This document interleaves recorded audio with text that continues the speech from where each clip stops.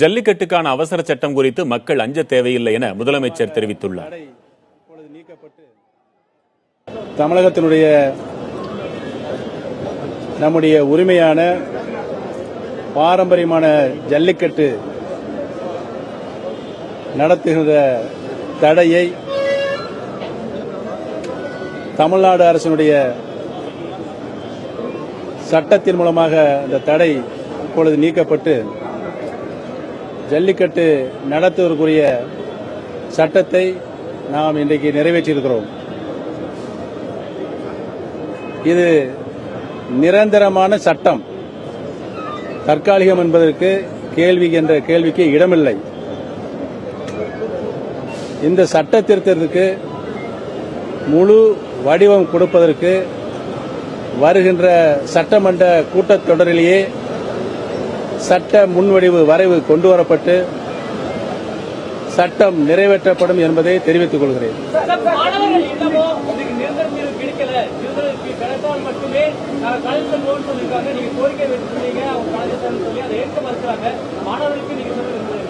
மாணவர்களுக்கும் மாணவ செல்வங்களுக்கும் இளைஞர்களுக்கும் பொதுமக்களுக்கும் நான் உறுதிபட கூறுகிறேன், இது நிரந்தர சட்டம். நாம் இப்பொழுது கொண்டு வந்திருக்கின்ற சட்ட திருத்தத்தை முழு சட்ட வடிவமாக்குவதற்கு 6 மாத கால அவகாசம் இருக்கிறது.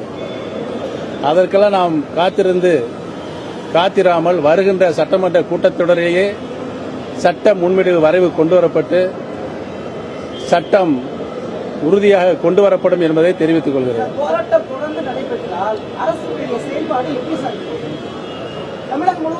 மாணவ செல்வங்களும் இளைஞர்களும் பொதுமக்களும் தமிழக அரசு எடுத்திருக்கின்ற இந்த வரலாற்று சிறப்புமிக்க சரித்திர நிகழ்வுக்கு முழு ஆதரவு தருவார்கள் என்ற நம்பிக்கை இருக்கிறது. ஏனென்று சொன்னால் மாண்புமிகு இதய தெய்வம் புரட்சித் தலைவி அம்மா அவர்கள் 2006 நம்முடைய பாரம்பரிய உரிமையை காப்பதற்கு உச்ச நீதிமன்றம் வரை வந்து சென்று போராடிய ஒரே தலைவர் டாக்டர் புரட்சித் தலைவி மாண்புமிகு அம்மா தான். அனைத்து இந்திய அண்ணா திராவிட முன்னேற்ற கழகத்தினுடைய கழக பொதுச் செயலாளர் மாண்புமிகு சின்னம்மா அவர்களும் பாரத பிரதமர்களுக்கு பலமுறை கடிதத்தின் மூலமாக இந்த சட்டத்தினை வலியுறுத்தி இருக்கின்றார்கள். மாண்புமிகு பாரத பிரதமர் அவருடைய உறுதுணையுடன் ஒத்துழைப்புடன் இந்த சட்டம் முழுமையாக நிறைவேற்றப்பட்டிருக்கிறது என்பதை நான் தெரிவித்துக் கொள்கின்றேன். பாரத பிரதமர்களுக்கு எங்களுடைய நன்றியும் ஏற்கனவே தெரிவித்திருக்கின்றேன். இதற்கும் நன்றி. இந்த போராட்டம் அறவழி போராட்டமாக மாணவர்கள், இளைஞர்கள், பொதுமக்கள் சட்டம் ஒழுங்கு கெட்டுவிடாமல் முழு ஒத்துழைப்புடன் இந்த போராட்டத்தை நடத்தியிருக்கின்றார்கள். தமிழக மக்களுடைய கட்டுப்பாட்டினை இது வெளிப்படுத்துவதாக இருக்கிறது. ஆகவே இளைஞர்களுக்கும், மாணவர்களுக்கும், பொதுமக்களுக்கும் தமிழக அரசின் சார்பாக நான் நன்றி கூற கடமைப்பட்டிருக்கின்றேன். நன்றி, நன்றி, நன்றி. வணக்கம்.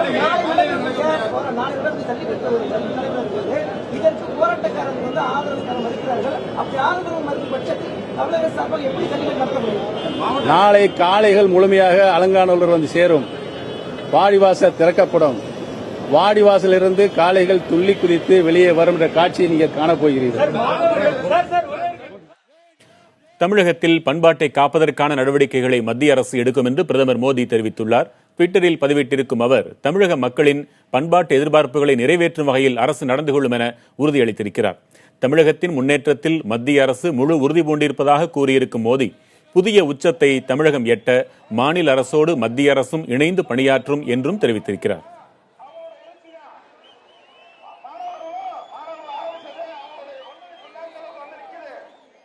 ஜல்லிக்கட்டு பிரச்சினைக்காக அதிமுகவின் நாடாளுமன்ற உறுப்பினர்களை சந்திக்க பிரதமர் நரேந்திர மோடி மறுத்துவிட்டதாக மக்களவை துணை சபாநாயகரும் அதிமுகவின் மூத்த தலைவருமான தம்பிதுரை குற்றஞ்சாட்டியுள்ளார். அதே நேரத்தில் மாநில அளவில் அவசர சட்டத்தை கொண்டு வருவதற்கு பிரதமர் உதவியதற்கு அவர் நன்றியும் தெரிவித்திருக்கிறார். ஜல்லிக்கட்டு பிரச்சனையை புரட்சித் தலைவி அம்மா அவர்கள் ஒவ்வொரு காலகட்டத்திலும் செயல்படுத்த வேண்டுவதற்காக மத்திய அரசு அணுகினார்கள். மத்திய அரசு அணுகி அவசர சட்டம் கொண்டு வர வேண்டும், அதே நேரத்தில் அதுக்குரிய ஆவண நடவடிக்கை எடுக்க வேண்டும் வேண்டுகோள் வைத்தார்கள்.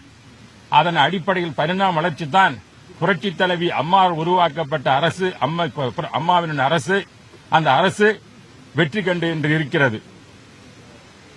நாங்கள் மத்திய அரசு பல்வேறு கோரிக்கைகளை வைத்தோம். உடனே இது கன்கரண்ட் லிஸ்ட்ல இருக்குன்னு சொல்றாங்க. பொது லிஸ்ட்ல இருக்கும்போது மத்திய அரசே அவசரத்தை கொண்டு வந்திருக்கலாம். ஏனென்றால் கேட்கலாம், ஏன் தமிழக அரசு இதுவரை ஏன் காலம் தாழ்த்தி என்ற கேள்வியை கேட்பதற்கு வாய்ப்புகள் இருக்கிறது. அதற்கு பதில் சொல்ல நிலையிலே நாங்கள் இருக்கின்றோம். தமிழக அரசு, எங்களுடைய புரட்சித் தலைவி அம்மா அவர்கள் பல்வேறு காலகட்டங்களில் மத்திய அரசை அணுகி இதற்கு தீர்வு காண வேண்டும் என்று கோரிக்கை வைத்தார்கள். நாங்களும் எதிர்பார்த்தோம் செய்வார்கள் என்று. முன்பே காங்கிரஸ் திமுக அரசு எதுவும் செய்யவில்லை.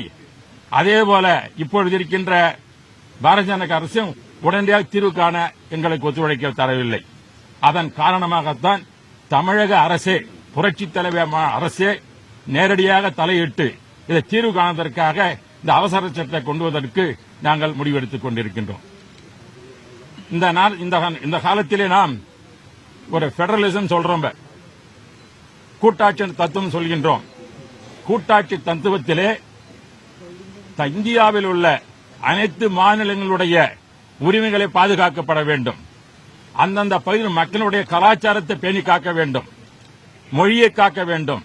இதுதான் உண்மையான கூட்டாட்சி தத்துவம். இதிலே மத்திய அரசு தவறிவிட்டால் என்ன நிலைமை ஏற்படும் என்று இப்போது தமிழகத்தை பார்த்திருப்பீர்கள். லட்சக்கணக்கான மக்கள் இளைஞர்கள் கட்சிக்கு வேறுபட்டு, எல்லாரும் வேறுபட்டு ஒன்று திரண்டு தமிழுடைய கலாச்சாரத்தை பாதுகாக்க வேண்டும், தமிழ் மொழியை காக்க வேண்டும், தமிழினத்தை காக்க வேண்டும். தமிழனுக்கு எந்த பிரச்சனை வந்தால் நாங்கள் ஒன்றுபடுவோம் என்ற உணர்வை இன்று தமிழர் உருவாகி இருக்கிறது என்றால் மத்திய அரசு புரிந்து கொள்ள வேண்டும். மத்திய அரசு புரிந்து கொண்டு அதற்கு தீர்வு காண வேண்டும். பாரத பிரதமர் நான் கேட்டுக்கொள்வது, தமிழுடைய பிரச்சனை தீர்வு காணுங்கள், காவிரி பிரச்சனை தீர்வு காணுங்கள், முல்லை பெரியார் பிரச்சனை தீர்வு காணுங்கள், தமிழருடைய மீனவ பிரச்சனை தீர்வு காணுங்கள், இலங்கை தமிழருடைய பிரச்சனை தீர்வு காணுங்கள், கச்சத்தீவு பிரச்சனை தீர்வு காணுங்கள். இதையெல்லாம் நாங்கள் கேட்டுக்கொண்டிருக்கின்றோம். இது குறித்து பல நேரங்களில் பாரத பிரதமர் சந்திக்க வேண்டும் என்று அனைத்து இந்திய அண்ணா திராவிட முன்னேற்ற நண்பர்கள் உறுப்பினர்கள் அவர்களுக்கு நாங்கள் வேண்டுகோள் வைத்தோம்.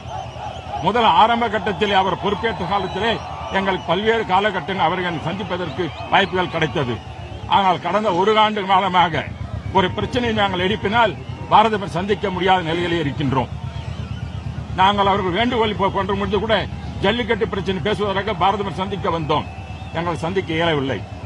இப்பொழுதும் எங்களுடைய கழகத்தின் பொதுச் செயலாளர் அம்மா அவர்களுடைய ஆணையை ஏற்று பாரத பிரதமர் சந்திக்க வேண்டும் என்று 3 நாள் காத்துக் கொண்டிருந்தோம். இதுவரை எங்களுக்கு வாய்ப்பு கிடைக்கவில்லை. அவர் கலாச்சாரத்தை காட்டு உண்மைதான் இல்லை என்று நாங்கள் பெருமைப்படுகிறோம், அவருக்கு நன்றி சொல்கிறோம். ஆனால் நாங்கள்லாம் தேர்ந்தெடுக்கப்பட்ட உறுப்பினர்கள், பாரத பிரதமர் சேர்ந்த உறுப்பினர். நான் டெப்டி ஸ்பீக்கராக இருக்கலாம், அவர் பாரத பிரதமராக இருக்கலாம். ஆனால் இங்க இருக்கின்ற எல்லா உறுப்பினரும் சமம்தான். எங்களை பொறுப்பிற்க இருக்கலாம், ஆனால் தேர்ந்தெடுக்கப்பட்ட மக்களை சந்திப்பது பாரத பிரதமர் கடமை. ஆனால் எங்களுக்கு அந்த வாய்ப்பு கிடைக்கவில்லை என்ற ஒரு கன இறுதியத்துடன் நாங்கள் இங்கிருந்து செல்ல இருக்கின்றோம். ஏனென்றால் இந்த பிரச்சனை தீர்ப்பதற்கு தமிழனுடைய பிரச்சனை, காவிரி பிரச்சனைக்காக வந்தோம், அவரை சந்திக்க முடியவில்லை. தமிழக மீனவ பிரச்சனை பேச வந்தோம், அதற்கு அவர் சந்திக்க முடிய இயலவில்லை. அதே போல நம்முடைய கச்சத்தீவு பிரச்சனை பேச விரும்புகின்றோம், அதற்கு வாய்ப்பு கிடைக்கவில்லை. இப்படியெல்லாம் இருப்பது எங்களுக்கு ஒரு மன உறுத்தல் இருக்கிறது. இருந்தாலும் இந்த அவசர சட்டம் கொண்டு வருவதற்கு, ஜல்லிக்கட்டு நடத்துவதற்காக பாரத பிரதமரும் அதனுடைய அமைச்சர் சகாக்களும் எங்களுக்கு உதவி செய்து இன்று உடனடியாக நடத்துவதற்கு, அவசரத்தை கொண்டு வருவதற்கு உதவியதற்கு மத்திய அரசுக்கு நன்றியை தெரிவித்துக் கொண்டு மீண்டும் இந்த பிரச்சனை தீர்வு காணுவதற்கு எந்த நேரத்தில் வந்தாலும் அவரை உதவ வேண்டும் என்று அன்போடு கேட்டுக்கொள்கிறேன்.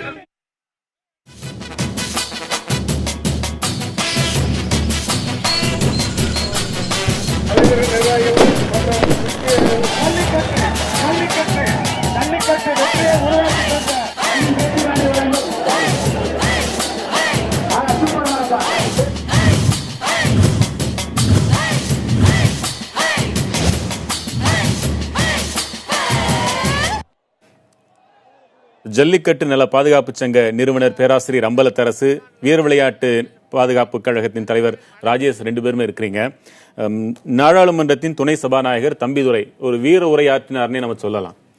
நாங்கள் தேர்ந்தெடுத்த சட்டமன்ற நாடாளுமன்ற உறுப்பினர் என்ன செய்யறாங்கன்னு இன்னைக்கு மாணவர் கொதித்து எழுந்ததற்கு பிறகு என்ன செய்ய முடிந்ததுங்கிறத அதில் சொல்லி காட்டியிருக்காரு. நாங்கள் எத்தனை விவகாரங்களுக்காக வந்தோம், நீங்கள் எங்களை சந்தித்தீர்களான்னு ஒரு பொது தளத்தில் பிரதமர் மேல குற்றச்சாட்டுகளை அடுக்கினார்.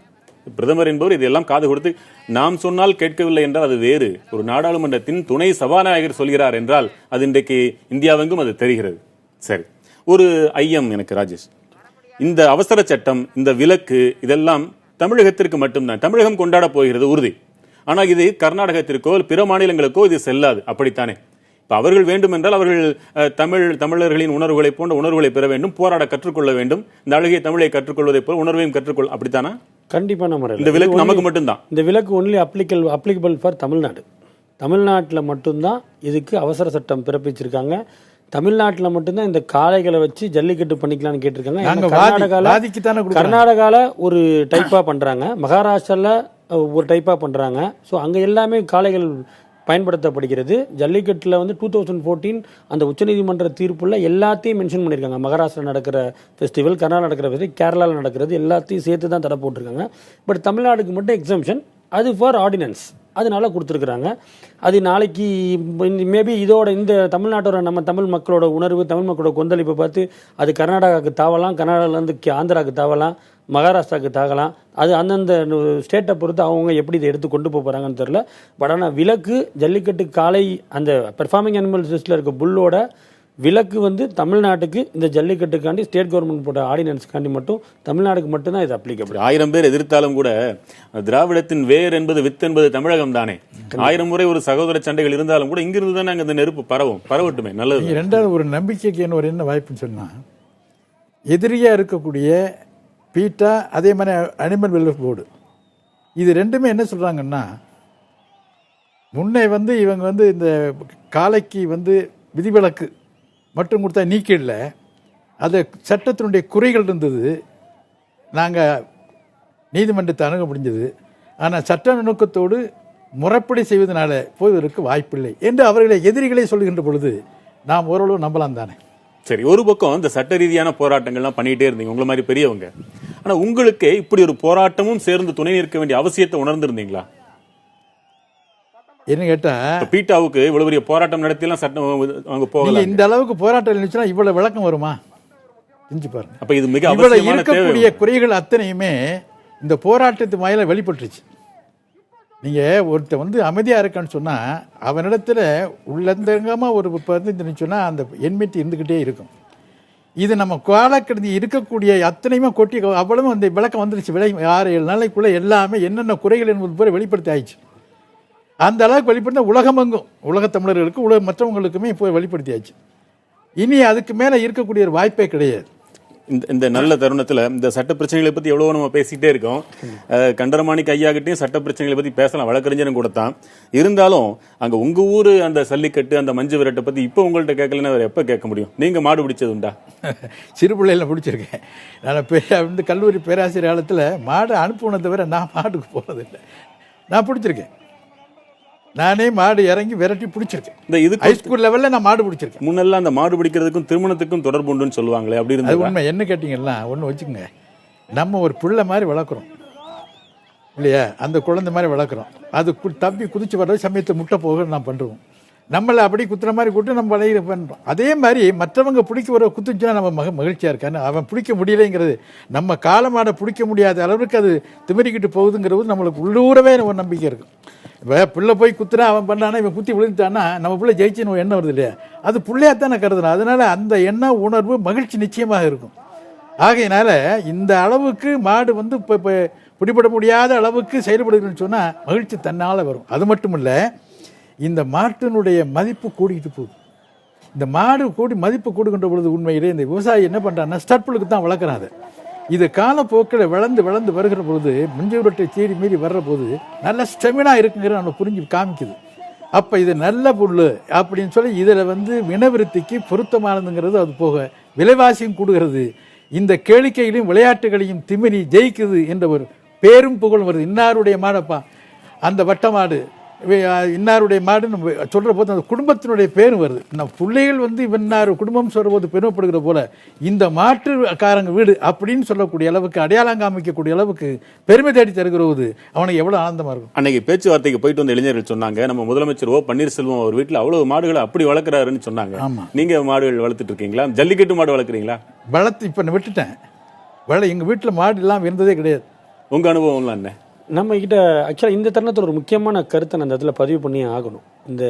இது இவ்வளோ பெரிய வெற்றி, இன்னைக்கு இவ்வளோ பெரிய மாணவர்கள் கொந்தளிப்பு, என்னைய மாதிரி ஒரு யங்ஸ்டர்ஸ்லாம் நம்ம இன்னைக்கு இதில் வந்து இவ்வளோ தூரம் போராடுறோம்னா அதுக்கு ஒரு மிக முக்கியமான காரணம் அப்படின்னா, இன்னைக்கு வந்து இது ஒரு கட்டடமாக எந்திரிச்சு நிற்கிது. இந்த 2006 இந்த ஜல்லிக்கட்டுன்ற பிரச்சனை வந்தப்போ முதல் கல்லை எடுத்து வச்சது அம்பலத்தரசு ஐயா தான். முதலாக அந்த கல்லை எடுத்து வச்சது அம்பலத்தரசு ஐயா தான். அவர் மூலமாக தான் சொல்லிட்டாரு. அதான் இப்ப அம்பலத்தரசு ஐயா தான் அதை முதல் படியை கல்லை எடுத்து வச்சாரு. அம்பலத்தரசு ஐயா மூலமா தான் இன்னைக்கு இலங்கையில இருக்க அமைச்சர் செந்தில் தொண்டமான் தான் இதுக்கு வந்து மிகப்பெரிய ஒரு பங்களிப்பு. இதுல ஒரு 3 பேர் என்னைக்குமே நம்ம மறக்க முடியாது. நம்ம இன்னைக்கு வந்திருக்கோம் போயிருக்கோன்றதை காட்டியுமே அம்பலத்தரசு ஐயா, செந்தில் தொண்டமான், ஒண்டிராஜ், இந்த 3 பேர் வந்து இன்னைக்கு இவ்வளோ பெரிய ஒரு பில்டிங்காக நிற்கிறதுக்கு மிக மிக மிக முக்கியமான காரணம். இவங்கள்ட்ட இருந்து நாங்கள் படிப்படியாக கற்றுக்கிட்டு வளர்ந்தா போராட்ட குணத்தையும் நாங்கள் வளர்த்துக்கிட்டோம். எங்களுக்கு வேணுன்றது. ஸோ அதனால இதுக்கு வந்து முதல்கள் எடுத்து வச்சு நம்ம இன்னைக்கும் மறக்க முடியாது. அந்த ஒரு எல்லா பெருமையும் ஐயாவுக்கு தான் சேரும். உங்க 2 பேரையும் இன்னைக்கு ஒரே மேடையில் சந்திக்கிறது ரொம்ப மகிழ்ச்சி. இன்னைக்கு யாரு தப்பிக்க முடியாதுன்னு ஆயிப்போச்சு. மாநில அரசா தப்பிக்க முடியாது, மத்திய அரசா தப்பிக்க முடியாது, ஏன் மாணவர்களே தப்பிக்க முடியாது. அங்க ஒரு கருத்து திரண்டு எழுந்து யார் ஒருங்கிணைப்பாளர்கள் வழி நடத்தல. இன்றைக்கு அங்கே திரண்டு எழுந்து நிற்கிற ஒரு கருத்து மேலிருந்து எல்லோரையும் வழி நடத்துது. இதுல ஒரு நல்ல தீர்வு கிடைக்காம யாரும் தப்பிக்க முடியாதுன்னு ஆயிப்போச்சு. நீங்க 2006 வந்து எங்க ஊர்ல மஞ்சூர் நடத்துற போது என்ன பண்ணாங்க, அனிமல் வெல்போர்டில் இருந்து பிரிவென்ஷன் குருவல்டி ஆக்ட் மாதிரி ப்ரிவென்ட் பண்ணி நடத்தக்கூடாட்டாங்க. நான் மீறி நடத்திட்டு என்னை அரெஸ்ட் பண்ணுறதுக்கு வர்றாங்க. வீட்டில் வந்துட்டான், வாங்க என்னை அரெஸ்ட் பண்ணியான்ட்டான். ஊர் ஜனங்க போய் கிராமங்கள் விட மாட்டாங்கல்ல, திரண்டு அவர் என்ன சொல்கிறாரு, ஐயா ஒன்றும் வேண்டாம், யாரா 2 பேர் ஏற்றுக்கிறங்க, ஏன்னா எங்களை டிஸ்டன்ஸ் பண்ணிவிடா, என்னடா பண்ண அப்படின்ட்டு நடத்திட்டீங்க, 2 குற்றவாளிங்கிற மாதிரி நாங்கள் பயன் பண்ண இங்கேயே விட்டுருவோம் அப்படின்னு. நான் சொன்னேன், ஏன் நான் தான் நடத்தேன், அப்படியே அவங்கள சொல்ல முடியாது அப்படின்ட்டு. 1 மணி நேரம் போராட்டு வெளியே தண்ணி சாப்பிட்ற குடிக்கிறதுக்காண்டி தண்ணி பேசி 2 மணி நேரம் போய் தண்ணி சாப்பிட்றதுக்காண்டி உள்ளே போகிறேன். அதுக்குள்ளே இவங்க என்ன பண்ணிட்டாங்கன்னா 2 பேர் பேரடிக்கிறங்க நாங்கள் போட்டோன்னு சொல்லிட்டு எனக்கு தெரியாமலே ஃபைனை கட்டி பண்ணிவிட்டாங்க. எனக்கு பிறகுதான் தெரியும். அப்புறம் பார்த்தேன், ஆகா இந்த வருஷம் ஒரு ப்ராப்ளம் வரப்படாங்கிறக்காண்டி அப்போ தான் நாங்கள் ஒரு அசோசியேஷன் ஃபார்ம் பண்ணாதான் முடியும் அப்படிங்கிற மாதிரி அமராதிபுத்தூரில் போய் அப்போ வேலு அமராதி ஒரு கூட்டத்தை போட்டு எல்லா ஊருக்கும் இன்விடேஷன் கொடுத்தது. 17 ஒரு 5 நாள் கழிச்சு எல்லா ஊர்லேயும் கலந்துக்கிட்டாங்க. கலந்து ஒரு மீட்டிங் போட்டு ஒரு முடிவு எடுத்தோம். எல்லா டிஸ்ட்ரிக்டையும் அனுப்பிச்சு முடிச்சு முடியா வந்தோம். ஏன்னா அந்த மாடு இந்த ஆர்வலர்களுக்கு தானே இருக்கும். எல்லா டிஸ்ட்ரிக்டையும் இணைச்சது ஐயா தான் பண்ணி சொன்னேன். முதல்கள் இவர் தான் எடுத்து வச்சது. கூட்டம் கூடி முடிவு பண்ற போது தலைவர் நீங்க தான் இருக்க மாட்டாங்க, சரின்னு இருந்துட்டான். அதுக்கு பிறகுதான் மறுபடியும் இன்னும் ஆளுகள் டெல்லிக்கு போச்சு கேஸ். டெல்லி போனால் அடிக்கடி போகணுமே, சரி எல்லாம் கொஞ்சம் வசதி படித்தோம், ஒரு ஆறு ஆஃபீஸ் படுற போட்டோம்னா ஃபங்க்ஷனை போட்டோம்னா நம்மளுக்கு உதவியாக இருக்குமென்னு சொல்லிட்டு யார் யார் இருக்காங்க மாடு வச்சு வளர்க்குறவங்கன்னு சொல்லி பார்க்குற போது அப்போ மதுரைக்கு நாங்கள் வந்தோம். மதுரை மிஸ்டர் இப்போ பிஆர் இருக்கார்ல, பேரைன்னு வச்சுருக்கார்ல, அவர் யாரும் இருக்கா, அவரையும் பார்த்து மீட் பண்ணிவிட்டு அது பண்ணோடனே சரின்ட்டு அவரையும் சேர்த்து பண்ணி பண்ணுவோம் அப்படிங்கிற முடிவு பண்ணுற போது இவருடைய இது சில உங்களுக்கு தெரிஞ்சதானே, சில வளர்ச்சி வர்றபோது சில பேருக்கு அதுக்கு இவர் நடக்க முறைகள் இதனால கொஞ்சம் டிஃபரன்ஸ் ஒப்பீனியன் வந்துருச்சு. அதனால அப்புறம் நாங்கள் என்ன ஸ்பிளிட் ஆகி அவர் பேரவைன்னு ஆரம்பித்தார். நாங்கள் ரித்தீஷுங்கிற அவரை எம்பியை தலைவராக போட்டு நான் ஃபவுண்டர், இவரும் அதில் ஆஃபீஸ் பேராக இருந்தார், குண்டியராஜ் செக்ரட்டரி இருந்து நடத்தி இப்போ 2006 இருந்து நாங்கள் போராடிக்கிட்டு இருக்கோம். இப்போ போராடி எங்களுடைய போராட்டத்திலே நாங்கள் வெற்றி பெற முடியாமல் தவித்ததை பார்த்து தான் இந்த இளைஞர்கள் பூரா அந்த மீடியாக்கள் மூலமாகவும் பத்திரிகை மூலம் புரிஞ்சுக்கிட்டு என்ன பண்ணாங்கன்னா, ஆகா நம்மளுடைய, ஏன்னா எங்களுக்கு என்ன கவலை கேட்டால் இந்த இளைஞர்களுடைய அந்த கலாச்சாரம், அந்த கல்ச்சுரல் ஆக்டிவிட்டீஸ் அடையாளம் காட்டக்கூடிய இந்த ஜல்லிக்கட்டு மஞ்சூட்டு போயிடுச்சுன்னா அந்த இனமே அழிஞ்சு போயிடும். எத்தனை பல்லாயிரம் ஆண்டு இருக்கக்கூடிய இந்த ட்ரெடிஷனல் ஆக்டிவிட்டிஸ் போச்சுன்னா அவங்களுடைய பின்னாடி என்ன இருக்கு, ஒன்றுமே கிடையாது. இந்த போராட்டத்தை ஒவ்வொருவரும் ஒவ்வொரு விதமா பாக்குறாங்க. சரி, இந்த போராட்டத்துக்கு சற்றும் தொடர்பே இல்லாதவர்கள் கூட சரி இதுல மாணவர்கள் செய்யறது தவறுன்னு வாதிடுறவங்க கூட ஒரு சில பேர் இருக்கக்கூடும். அவங்களும் கூட இந்த போராட்டத்தை மகிழ்ச்சியோட பாக்குறாங்க. ஏன்னா இதுல ஒரு வாசல், பெரிய வாசல் திறந்து இருக்குது. இது ஜல்லிக்கட்டை இந்த இளைஞர்கள் எப்படி திறந்து விட்டாங்களோ அதே போல தமிழகத்தின் ஜீவாதார பிரச்சனைகளுக்கெல்லாம் தீர்வு கதவுகளை இவங்க திறக்கிறதுக்கான மிகப்பெரிய உதாரணத்தை காட்டுறாங்க அப்படின்னு ஒரு நம்பிக்கை இருக்கு. அந்த நம்பிக்கை உங்களுக்கு கண்டிப்பா இருக்கு, செயல்படுத்த முடியும் அவர்களை. அவ்வளவு திறமையாக உள்ளபடியே நான் இந்த கூட்டத்தில் போய் நான் ஓப்பனாக பேசி அவங்களுக்காக நன்றி தெரிவித்து இந்த இவங்களுடைய விடாமுயற்சியும் வைராக்கியத்துக்கும் நான் ஒரு வணக்கம் தெரிவிக்கணும், நன்றி தெரிவிக்கணும் போனேன். என்னால் போகவே முடியல. நீங்க இதன் வாயிலாகவே நீங்க தெரிவிக்கலாம். அதான் சொல்றேன், இவங்களுடைய வைராக்கியம் போராட்டம் சொன்னா நாங்கள் வெற்றி பெற்றோம். அதான் அன்னைக்கு திருச்சியில் நாங்கள் பேசுகிற போது, அதாவது எங்களால் முடியல, அவர் வெற்றி பெற்றாங்க, இனிமேல் அவங்க கையில் அவங்க ஒப்படைச்சிட்டோம், நீங்கள் அவங்க தானே பார்த்துக்கணும். அவங்களுக்கு ரொம்ப எக்ஸ்ட்ரீமாக போகாமல் நாங்கள் வயதானவங்க, அதாவது பேரண்ட்ஸுங்கிற முறையில் கொஞ்சம் தட்டி கொடுத்து மிதவாப்பாங்கன்னு சொல்றதுக்கு தான் இருக்குமே தவிர செயல்படுத்த முடிய அவர்கள் தான். அப்படி ஓப்பனாவே சொல்லி உங்களுக்கு அந்த நம்பிக்கை இருக்கா? இனிமேல் ஆற்று மணல் கொள்ளை, கனிம மணல் கொள்ளை, தாது மணலை அள்ளி ஏற்றுமதி பண்ணி இந்த நாட்டை சுரண்டுகிறவர்களின் கொள்ளை, இத்தனை கொள்ளைகளுக்கு எதிராக இந்த மாணவர்கள் உறுதியாக போராடுவாங்க. கண்டிப்பா அது கண்டிப்பா முடியும். அதுக்கு ஒரு உதாரணம் சொல்றேன். நேற்று நான் மெரினா பீச்சோட போராட்டத்துக்கு போய் நான் ஸ்பீச் கொடுத்தேன். அந்த ஃபோரம்ல நின்று நான் ஸ்பீச் கொடுத்தேன். அப்போ நான் ஸ்பீச் கொடுத்துக்கிட்டு இருக்கப்போ ஒருத்தர் பசங்க ஒரு லெட்டரில் எழுதி கீழேருந்து ஒரு பேப்பர் எடுத்து கொடுத்து விட்றாங்க. அதில் விவசாய காவேரி மேலாண்மை அமைக்கப்பட வேண்டும், இலங்கையில் இருக்க மீனவர்கள் படகு விடுவிக்க வேண்டும், இந்த மாதிரி ஒரு 2-3 இஷ்யூஸ் எழுதி இதையும் வலியுறுத்துக்கினேன். இதெல்லாம் செஞ்சாதான் நாங்கள் இந்த போராட்டத்தை கைவிடுவோம்னு சொல்ல போகிறப்ப நான் சொன்னேன், முதல் கொள்கையை முதல் கோரிக்கையை ரொம்ப ஆணித்தனமாக உலகமே திரும்பி பார்க்குற மாதிரி வலியுறுத்தி இருக்கிறோம். இந்த கோரிக்கையை முழுசாக கையில் அடைஞ்சிக்குவோம். இந்த கோரிக்கையை முழுசாக கையில் அடைஞ்சிக்கிட்டோம்னாவே அடுத்த கோரிக்கை நம்ம வைக்க வேணாம். ஏற்கனவே கவர்மெண்ட்டுக்கும் புரிஞ்சிருச்சு, மத்திய அரசுக்கும் புரிஞ்சிருச்சு. கேட்கறதுக்கு முன்னாடி மேலாண்மை வாரியம் அமைப்பாங்க, கேட்கறதுக்கு முன்னாடி மீனவர்கள் பிரச்சனை ஷார்ட் அவுட் ஆகும், விவசாய பிரச்சனைகள் ஷார்ட் அவுட் ஆகும். கவலைப்படாதீங்க. இந்த முதல் கோரிக்கையை கொடுத்த அழுத்தத்திலே மத்திய அரசும் மாநில அரசுக்கும் மிகப்பெரிய ஒரு கிளி தான் பிடிச்சிருக்கு. கண்டிப்பான முறையில் இந்த போராட்டத்தோட இம்பேக்ட் கோரிக்கைகள் இனிமேட்டு ஆட்டோமேட்டிக்காக நிறைவேறும். இல்லை அப்படின்ற மாதிரி இருந்தால் இந்த மாணவர்கள் போராட்டம் மக்கள் போராட்டமாக வெடித்து இந்த போராட்டம் நடந்துக்கிட்டு இருக்கு. ரோட்டில் ஒரு கப்புள்ஸ் போகிறாங்க குழந்தைய வச்சுக்கிட்டு, அவங்களோட பங்களிப்பு அந்த பைக்கை ஓரமாக வச்சுட்டு 10 நிமிஷம் அந்த ப்ரொட்டஸ்ட்டில் உட்காந்துட்டு போனோன்ற பங்களிப்பில் இருக்கிறாங்க. ஸோ இந்த 6 நாளாக தமிழ்நாட்டோட மூல மந்திரமே ஜல்லிக்கட்டு தான். இந்த ஜல்லிக்கட்டு ஒரு அபாயகரமான விளையாட்டு, ஒரு மூடத்தனமான விளையாட்டு, ஒரு சமூக சார்ந்த விளையாட்டுன்னு சொன்ன வாய்கள் அனைத்தும் ஜல்லிக்கட்டு என் உரிமை, என்னோட பண்பாடு, என் இனத்தின் அடையாளம்னு சொல்ல வச்சுட்டு இந்த கிரௌட் சொல்ல வச்சிருச்சு. உண்மை அதுதான். நிச்சயமா. ஆமா, இந்த இடத்துல இந்த சமூகம்னு ஒண்ணு சொன்னீங்களே, இன்னொரு பெரிய நம்பிக்கையும் வருது. புதிய தமிழகம் கட்சி தலைவர் டாக்டர் கிருஷ்ணசாமி ஆதங்கப்பட்டதின் அடுத்த கட்டமாக நான் அதை பார்க்கிறேன். இத்தனை ஆண்டு காலமாக இந்த சீழ் பிடித்த சாதியின் கைகளில் சிக்கி சீரழிந்து கொண்டிருந்த இளைஞர்களின் கைகள்ல இனிமே இந்த சாதி எப்படி சிக்கி சீரழிய போகுதுங்கிறத ஒரு ஆனந்தத்தோட பார்க்க நம்ம எல்லாம் தயாரா இருக்கும்னு நினைக்கிறேன். அந்த காலமும் நடக்கணும். ஏன்னா இது விளையாட்டு ஒரு சமூகம் சார்ந்த விளையாட்டுன்ற ஒரு பொய்யான எல்லாத்துக்கும் முற்றுப்புள்ளி வச்சிருக்காங்க. அங்க உட்கார்ந்து இருக்கிறவங்களை யாரையாவது ஏதாவது ஒரு சமுதாயம் உங்களை சொல்ல முடியுமா? பக்கத்துல இருக்கிற ஒரு பேர் தெரியல, அந்த போராட்டத்துல இருக்க பக்கத்துல இருக்க ஆளுங்களோட பேர் தெரியல. அந்த அளவுக்கு யூனிட்டி ஃபார்ம் ஆயிருக்கு. எங்கெங்க இருந்தோ இங்கேயும் நேற்று மட்டும் நான் கிட்டத்தட்ட 4.5 கிலோமீட்டர் நடந்துதான் அந்த ப்ரொட்டஸ்ட் இருக்க ஏரியாக்கே போக முடிஞ்சுச்சு.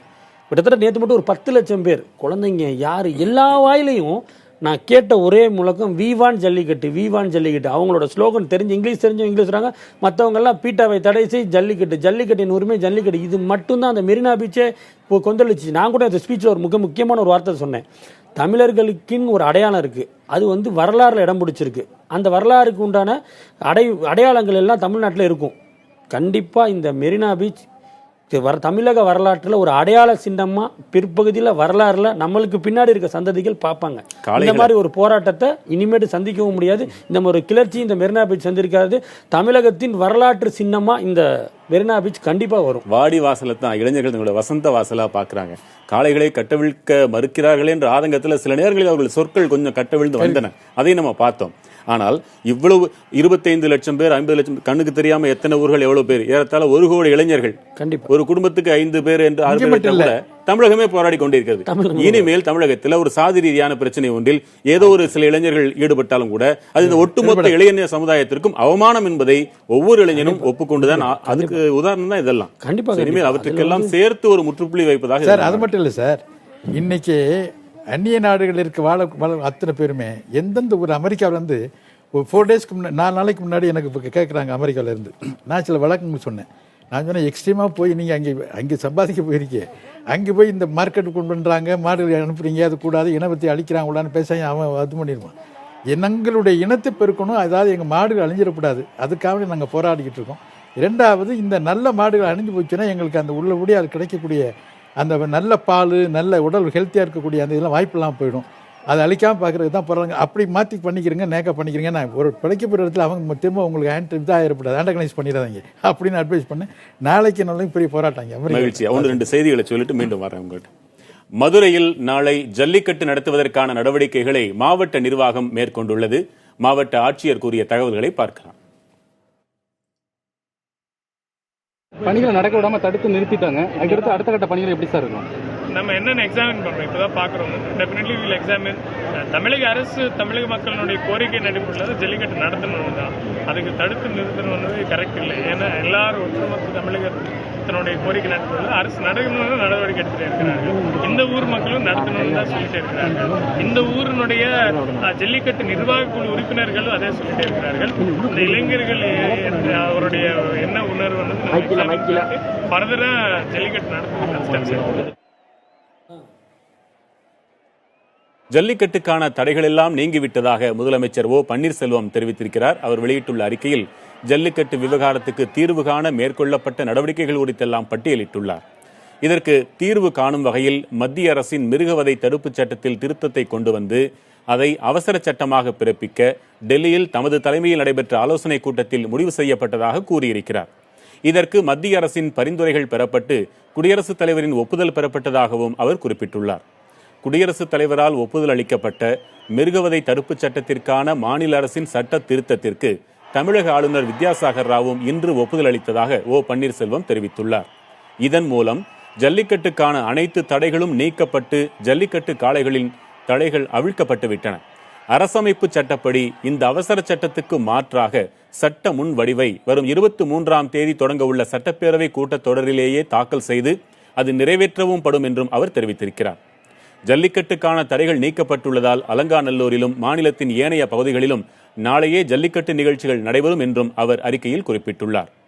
அலங்காநல்லூரில் காலை 10 மணிக்கு தாமே ஜல்லிக்கட்டை தொடக்கி வைக்கவிருப்பதாகவும் மற்ற பகுதிகளில் அந்தந்த மாவட்டங்களைச் சேர்ந்த அமைச்சர்கள் காலை 11 மணி அளவில் ஜல்லிக்கட்டு நிகழ்ச்சிகளை தொடக்கி வைப்பார்கள் என்றும் முதலமைச்சர் தெரிவித்திருக்கிறார். தமிழகமெங்கும் நடைபெறும் ஜல்லிக்கட்டு நிகழ்ச்சிகளில் மாணவர்களும் இளைஞர்களும் பொதுமக்களும் பெருமளவில் பங்கேற்று இந்நிகழ்வுகளை வெற்றிகரமாக்கிட வேண்டும் என்றும் முதலமைச்சர் கேட்டுக் கொண்டுள்ளார்.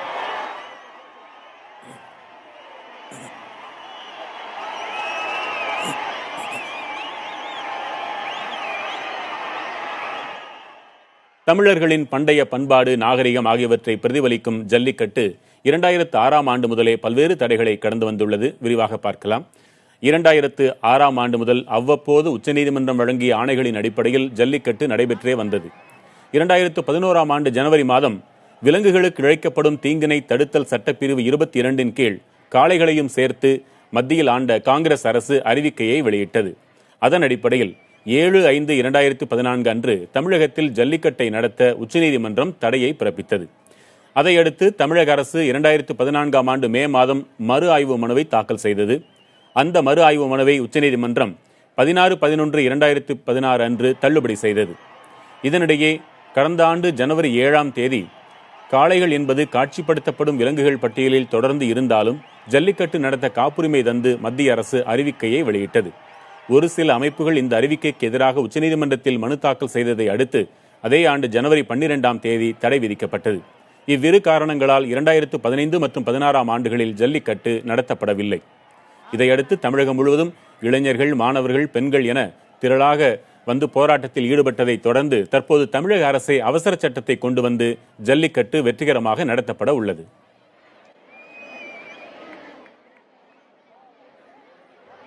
ஜல்லிக்கட்டு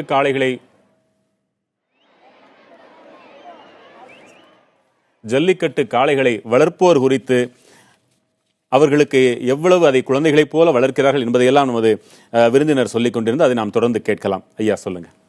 ஜல்லிக்கட்டு காளைகளை வளர்ப்பதிலிருந்து அதை ஒரு குழந்தைகளைப் போல பாதுகாப்பது செய்வது, அந்த உணர்வு இருந்தால்தான் இதெல்லாம் புரியும்னு ஒருவரிலே சொல்லிட்டீங்க. நீதிபதிகளுக்கு என்ன தெரியும் என்பது போல சொன்னீங்க. அதை இன்னும் கொஞ்சம் விரிவாக சொல்லுங்க. ஏன்னா விவசாய குடும்பத்தை பிறந்தவங்களுக்கு தான் தெரியும். மாடு வளர்க்கவங்களுக்கும் அந்த குழந்தைகளை விளையாடுற போதும் அவங்களுக்கு தான் தெரிய முடியும். அது மாதிரி நாங்கள் விவசாய குடும்பத்தை பிறந்ததுனால நாங்கள் மாடுகள் எப்போவுமே நாங்கள் சொந்தமாக மாட்டு பசு மாடுலேருந்து அந்த கண்ணுக்குட்டி நல்ல சிறப்பாக இருந்துச்சுன்னா அது மஞ்சள் விட்டு வச்சுருவோம். அது கோயிலுக்கு வந்து விடுவோம். ஏன்னா அது செட்படாக தான் வருந்தாலும் கூட இந்த விளையாட்டுக்காக வேண்டிய சிறுபிள்ளையாக நாங்கள் விளையாடத்தான் நினைப்போம். அதனால் அந்த மாடு என்னென்னு கேட்டிங்கன்னா குழந்தைகள் மற்றவங்களுக்கு கொடுக்கறதை விட எங்களுக்கு கொடுத்தா கூட அதை கொண்டு போய் அந்த மாட்டுக்கு தான் அந்த கண்ணுக்குட்டி கொடுத்துருக்குமே தவிர நாங்கள் சாப்பிட கிடையாது. எப்படியாவது சாப்பிட வைக்கிறது. பாலுக்கு வந்து இப்போ அதிகமாக பாலை என்ன பண்ணோம்னா நாங்கள் கொஞ்சம் குடிச்சு மாட்டு கண்ணுக்குட்டியை தான் குடிக்க விடுவோம். ரெண்டாவது, மாடு பிரியமாக திங்கக்கூடிய என்னென்னவோ சத்து உள்ளது ஆகாரங்கள் எல்லாம் தனித்த முறையில் குழந்தைகளுக்கு தெரியாமல் எப்படி வாங்கி கொண்டாந்து கொடுப்போமோ அது மாதிரியே தான் கொடுத்து வளர்ப்போம். அந்த மாதிரி வளர்த்து பின்னாடி பழக்கிறது, பின்னாடி கொண்டு போகிறது, இந்த மாதிரியெல்லாம் பண்ணுறது. மாடை முட்டை வருது, பிடிக்க வருது, அது குத்தும், இதெல்லாம் பார்த்து வர. அது என்னென்னு கேட்டிங்கன்னா ஸ்டெமினாவை வளர்க்குற, அது மட்டும் ஆகாரம் மட்டும் இல்லை, ஸ்டெட்ஃபுல்லாக இருந்தாலும் கூட பிரியத்தோடு வளர்க்குறதுனால இந்த குழந்தை எவ்வளவு ஆனந்தமாக இருக்கணுங்கிற ஹெல்த்தியாக வளர்ப்பதற்கு ஒரு வாய்ப்பை தேடி கொடுத்து ஸ்டெட்ஃபுல்லாக மாறினாலும் கூட அதோடு விளையாடி கொண்டு போ. அதில் இருந்த ஒரு மன நிறைவும் அதுவும் நம்ம சொல்ல அந்த மாதிரி பெற்றன்மல் தானே, அந்த மாதிரி ஆயிடுச்சு. அப்படி வளர்த்து வளர்க்கக்கூடிய மாடை யாராவது சாராயம் கொடுக்குறாங்க, மிளகா கொடுப்பான்னு விடுவோமா? நாங்கள் செய்வோமா? இதை எப்படி இந்த அளவுக்கு போய் என்ன ஒரு சில முட்டா போகிற தண்ணி குடிச்சவன் என்ன பண்ண, தண்ணி போட்டவன், ட்ரிங்க்ஸ் சாப்பிட்டவன் தன்னை அறியாமல் சில தவறு பண்ணியிருப்பேன். அதை எடுத்து எல்லாம் ஜெனரலைஸ் பண்ணது. Particular incident should not generalised. ஒரு சாதாரண ஒருத்தன் அவன் சுயநலவளாக இருக்கான், பேலன்ஸ் ஆஃப் மைண்ட் எல்லாம் பண்ணிடலாம். அவன் பண்ணனா அதை அப்படி ஜெனரலைஸ் பண்ணிடக்கூடாது. இந்த மாதிரியே கொண்டாந்து எங்களை பூரா பிராண்ட் பண்ணி ஏதோ நாங்கள் செய்யக்கூடாத தவறு செய்கிற மாதிரியும் இதெல்லாம் நினைக்கிறது உண்மையிலேயே எங்களுக்கு ரொம்ப வேதனைப்பட வேண்டிய நிலை. என்னென்னு கேட்டீங்கன்னா, நாங்கள் செய்வோமா, சாராயத்தை ஊற்றுவோம், மிளகாப்படி போடுமா, புள்ள மாதிரி வளர்க்குறோம். காணா போச்சு நாங்கள் சாப்பிட மாட்டோம். நான்லாம் எத்தனை நாள் காலேஜில் லீவு போட்டு ஓடி இருக்கேன் இப்போ தேடி பிடிச்சி. அதனால கண்டுபிடிக்க முடியாதனால தான் நான் சொல்ல மாடை பின்பாட்டினேன். அப்படி இருக்கிறத யாராவது மாட்டை தொந்தரவு பண்ணுவாங்களா, இதை ஒரு காரணம் பண்ணி பேன் பண்ணாங்க, நிப்பாட்டாங்க. அப்போ ஸ்டே வாங்கணும். கிட்டத்தட்ட எத்தனை 2006 இருந்து இதுதானே தொடர்ந்து வழக்கு. ஐயா அப்ப 2000 என் பேர்ல 8-9 வழக்குகள் ஐயா போட்டிருக்காரு. இதுல ஒவ்வொருத்தருமே ஒரு 5-6 வழக்குகள் போட்டிருக்கோம். அது மாதிரி வழக்குகளை மட்டுமே சந்திச்சே தான் டிராவல். கிட்டத்தட்ட இது மட்டும் இந்த ஜல்லிக்கட்டு இஷ்யூ மட்டும், அதாவது ஃபர்ஸ்ட் வந்து நீங்க 2006 உச்சநீதிமன்றம், உயர்நீதிமன்றம், 2006 2009 வரைக்குமே உயர்நீதிமன்றத்துல அதுக்கு 2 கிரிமினல் கேஸுமே டிரான்ஸ்ஃபர் ஆகுது. இதுல மாடு குத்திருச்சுன்னா இவங்க போலீஸ் தடுக்கணும், கொள்ளணும். ஏதோ குத்துனாக்க நீ நான் கான்டாக்ட் பண்ணல, இந்த ஆர்கனைசர் அப்படி 2 கேஸ் போட்டுருக்க. 2 வருஷம் நடந்துகிட்டு இருக்கு. முடக்கி வச்சிருக்காங்க. பாஸ்போர்ட் முடியாது, கேஸ் நடத்திக்கிட்டு இருக்கேன். எவ்வளவு தொல்லைக்காரா பாருங்க. இதெல்லாம் அவங்க மாணவர்களுக்கு தெரிஞ்சுன்னா அவங்களுக்கு தெரிகிற போது, ஏன்னா நம்மளுக்கான ஒரு பாடுபடுறவங்களை பண்ண அவங்களுக்கு என்ன இருக்கும், சந்தேகங்கள் வருது இல்லையா? அதனால அரசு இன்றைக்கு இருக்கக்கூடிய அரசு ஓரளவு நம்ம நம்பக்கூடிய அளவுக்கு நடந்துக்கிட்டு சொல்றோமே தவிர, ஆனால் சரியாவே இந்த கேஸ் போடுறது தேவையில்லாம் பொய் கேஸ்ன்னு தெரியுது. அதை என்கரேஜ் பண்ணுறாங்க. என்ன பண்ணுறேன்னு எனக்கு புரியல. மத்திய அரசு சமாதானப்படுத்துறதுக்கா, அனிமல் வெல்ஃபேர் பண்ணுறதா, பீட்டாவை சமாதானப்படுத்துறதுக்கான எனக்கே புரியல. இது எப்படி இந்த நிலைமை ஏற்றுக்கொள்ள முடியுமா? ஊரே கொண்டாடிட்டு இருந்தாலும் காவல்துறை மட்டும் பாதுகாப்பு வழங்கிட்டே இருக்கும். அது மாதிரி இப்போ ஊரே கொண்டாட்ட மனநிலைக்கு வந்திருக்கின்ற ஒரு சூழல்ல பத்திரிகையாளர்களாகிய நாங்கள் இன்னொரு கட்டத்திலையும் யோசிச்சுக்கிட்டே இருக்க வேண்டியிருக்கு. வரும் முன்னர் காப்பது, இன்னும் என்னென்னலாம் இதற்கு தடைகள் வந்துவிடக்கூடும் என்பதை அறிந்து அதை உலகிற்கு உரைக்க வேண்டியது எங்களுடைய கடமை. நான் கேட்கிறேன், இந்த கொண்டாட்டங்களை தாண்டி இந்த அவசர சட்டம் நாளை சட்டமாக மாறினாலும் கூட இதற்கு வேறு எந்தெந்த வழிகளிலெல்லாம் தடைகள் வரக்கூடும்? இது ஆக்சுவலாக இப்போ அந்த பிசி ஆக்ட்லேருந்து காளைகளை எக்ஸம்ஷன் பண்ணியிருக்காங்கல்ல, பிசி ஆக்ட்லேருந்து காளைகள் முற்றிலுமே வெளியே கொண்டு வரணும். செக்ஷன் 22 எக்ஸம்ஷன் வாங்கியிருக்காங்கல்ல, பெர்ஃபார்மிங் அனிமல்ஸ் லிஸ்ட்லேருந்து புல் வெளியெடுக்கப்படணும். அதோட அத்தாரிட்டி மத்திய அரசில் தான் பண்ண முடியும். அவங்க இப்போ அந்த ஏற்கனவே நோட்டிஃபிகேஷன் ஜட்ஜ்மெண்ட்டில் இருக்கிறனால அவங்க அதை பண்ணலை. பட் ஆனால் அவங்க அதை பண்ணுறதுக்கு முழு அதிகாரம் உண்டு. அது மேபி ஜட்ஜ்மெண்ட் அடுத்த வாரங்கள் வந்தால் கூட அது பாசிட்டிவாக நெகட்டிவாக வந்துருச்சுன்னா மத்திய அரசு சார்பாக ஏடபிள்யூபி ஒப்பீனியனை வாங்கி அட்டார்னி ஜெனரல் ஒப்புதலை வாங்கி அந்த புல்ஸ் அதுலேருந்து வெளியே எடுத்துக்கிட்டா. இந்த அவசர சட்டத்தின் அம்சங்கள் என்னன்னு இன்னும் நமக்கு தெரிய வரல. என்னவாக இருக்கும்னு எதிர்பார்க்குறீங்க? இல்லை, கண்டிப்பாக அவங்க அதில் எக்ஸம்ஷன் பண்ணி சுப்ரீம் கோர்ட்டோட கைட்லைன்ஸ் எல்லாத்தையும் உள்ள இன்க்ளூட் பண்ணியிருப்பாங்க. ஒரு ஆர்டினன்ஸ் சென்ட்ரலுக்கு ஸ்டேட் கவர்மெண்ட் போடுறாங்க அப்படின்னா ஏற்கனவே சுப்ரீம் கோர்ட்டில் 78 விதமான விதிமுறைகள் கொடுத்துருக்குறாங்க. ஒரு ஜல்லிக்கட்டு பண்ணணும் அப்படின்னா கண்டிப்பாக அந்த சட்ட வரைவில் உச்சநீதிமன்றம், ஏன்னா 2009 ஜல்லிக்கட்டு ரெகுலேஷன் ஆக்டில் உச்சநீதிமன்றத்தோட வழிகாட்டுதல்களை உள்ள இன்க்ளூட் பண்ணி தான் 2009 ஜல்லிக்கட்டு ரெகுலேஷன் ஆக்டே போட்டாங்க. ஸோ இப்போ ஆர்டினன்ஸ் பாஸ் பண்ணுறப்பையும் அதே இது கண்டிஷன்ஸ் எல்லாம் உள்ள இன்க்ளூட் பண்ணி தான் இந்த சட்ட வரைவு இருக்கணும். அப்படி இருந்தால் தான் சட்ட வரைவு உச்சநீதிமன்றத்தில் நம்மளை கேள்வி எழுப்ப மாட்டாங்க. இப்போ சப்போஸ் நாளைக்கு நம்ம ஜல்லிக்கட்டு நடத்திடுறோம், இப்போ அவங்க பீட்டா சார்பாக பெட்டிஷனை சும்மா தாக்கல் பண்ணுறாங்க. அந்த பெட்டிஷன் ஹியரிங்க்கு ஜட்ஜஸ் கேட்குறாங்க, சரி நீங்கள் உங்கள் ஸ்டேட் கவர்மெண்ட்டில் ஆர்டினன்ஸ் பாஸ் பண்ணீங்க, வந்துருச்சு, நடத்துறீங்க, இதில் நான் ஒரு வழிகாட்டுதல் கொடுத்துருக்கேன், அந்த வழிகாட்டுதல் எந்த இடத்துல பின்பற்றிருக்கிறீங்க, வழிகாட்டுதல முறையாக பின்பற்றுனீங்களா? ஜனாதிபதி ஒப்புதல் இன்னொரு பக்கத்து இருந்தாலும் வழக்கு உச்சநீதிமன்றம் அது யார் போட்டாலும் அந்த வழக்கை விசாரிக்கணுன்றது நீதியரசர்களோட கடமை. ஸோ அந்த வழக்கோட தன்மையை பொறுத்து அவர் விசாரிப்பார். இதில் இந்த கைட்லைன்ஸ் எல்லாம் ப்ராப்பராக ஃபாலோ பண்ணிங்களா, பேரிகேட்ஸ் போட்டது அந்த 78 ரெகுலேஷன்ஸ் கரெக்டாக நடந்துச்சா, இதுக்கெல்லாம் வந்து ஸ்டேட் கவர்மெண்ட் பதில் சொல்லி ஆகணும். அந்த இடத்துல நாளைக்கு ஒரு அத்துமீறல் இருந்துச்சுன்னா திரும்ப அது வந்து வயலேட் பண்ண மாதிரி ஒரு சிச்சுவேஷனை கிரியேட் பண்ணுவோம். ஸோ அது வந்து நம்மளுக்கு ஒரு பாதகமான நிலையை ஏற்படுத்திடக்கூடாது. அதனால சட்டவரைவு ரொம்ப ஸ்ட்ராங்காக இருந்து அந்த சட்டவரைவில் கொடுத்துருக்க கண்டிஷன்ஸை நம்ம ப்ராப்பராக ஃபாலோ பண்ணால் மட்டும்தான் இதை வந்து நம்ம நிரந்தரமாக கொண்டு போக முடியும். என்னதான் ஜனாதிபதி ஒப்புதல் இருந்தாலுமே உச்சநீதிமன்றத்தால் ஒரு விஷயத்தை பண்ண முடியும்னு அவங்க பண்ணுவாங்க. சரிப்படுத்தி வச்சுக்கிட்டோம்னா தான் நம்மளுக்கு பிரச்சனை இல்லாமல் இருக்கும். அது வந்து இந்த நேரத்தில் ரொம்ப கவனிக்கப்பட வேண்டிய ஒரு விஷயம். நாளைக்கு எல்லாருக்குமே ஒரு ஆனந்தம் தான், என் காலை நாளைக்கு உள்ளதான் வரப்போகுது, துள்ளி குதிக்க தான் போகுது. பட் என் காலை நாளைக்கு மட்டும் துள்ளி குதிக்கக்கூடாது. எனக்கு அப்புறம் என் ஜென்மத்துக்கு அப்புறம் என் பேரம்பேத்தி பாட்டி தாத்தா இதுக்கு அப்புறமேட்டு இந்த காலை துள்ளி குதிச்சாகணும். ஸோ அதுக்கு வந்து நிரந்தர தீர்வாக அந்த சட்டம் அமையணும் அப்படிங்கிறது தான் நம்மளோட கருத்து. இந்த பீட்டாங்கிற அமைப்பு ஒரு அமைப்பு, அதையெல்லாம் தடை செய்யுங்கள் அப்படின்லாம் போராடுறோம். தமிழர்களுக்கு எதிரிகளை களத்தில் சந்தித்து தான் பழக்கம். அவர்களை மென்னியை முறித்து யாருக்கும் தெரியாமல் ஒதுக்கிவிட்டு போறதுல பெரிய ஒன்று ஆனந்தம் கிடையாது. ஆனாலும் அதில் நியாயம் என்றால் அதை செய்யத்தான் வேண்டும். ஆனால் நீதிபதி ஹரிபரந்தாமன் நம்முடைய விவாதத்திலேயே சொன்னார், அப்படியெல்லாம் நாம் கோருவது சரியா என்று சந்தேகிக்கிறேன். அப்படி நடந்தால் இதை போன்று மற்றவர்களையும் கழுத்தை நெரிப்பதற்கு அரசாங்கமே கூட அதை அவற்றை கையில் எடுப்பதற்கு ஒரு வாய்ப்பாக அமைந்துவிடும். அதனால் அப்படி நம்ம சிந்திக்க வேண்டாம் என்பதாக ஒரு ஆலோசனையை சொன்னார். உங்க கருத்து என்ன? பீட்டாவை தடை செய்யறதுக்கு இப்ப பீட்டாவை தடை செய்யறதோட ஆக்சுவலா நம்மளோட நேரடி பிரதிவாதி யாரு அப்படின்னு பாத்தீங்கன்னா animal welfare board of India தான்.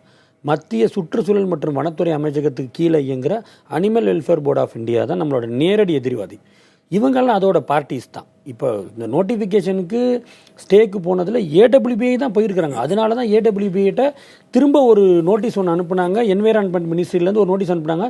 நான் ஒரு நோட்டிஃபிகேஷன் போட்டால் இப்போ எப்படி என்ன மீறி நீ போய் திரும்ப கோர்ட்டுக்கு போய் அதை ஸ்டே வாங்கணும்னு கூட இடையில ஒரு நோட்டீஸ் ஒன்று போட்டு அது திரும்ப வழக்கு உச்சநீதிமன்றத்துக்கு போச்சு.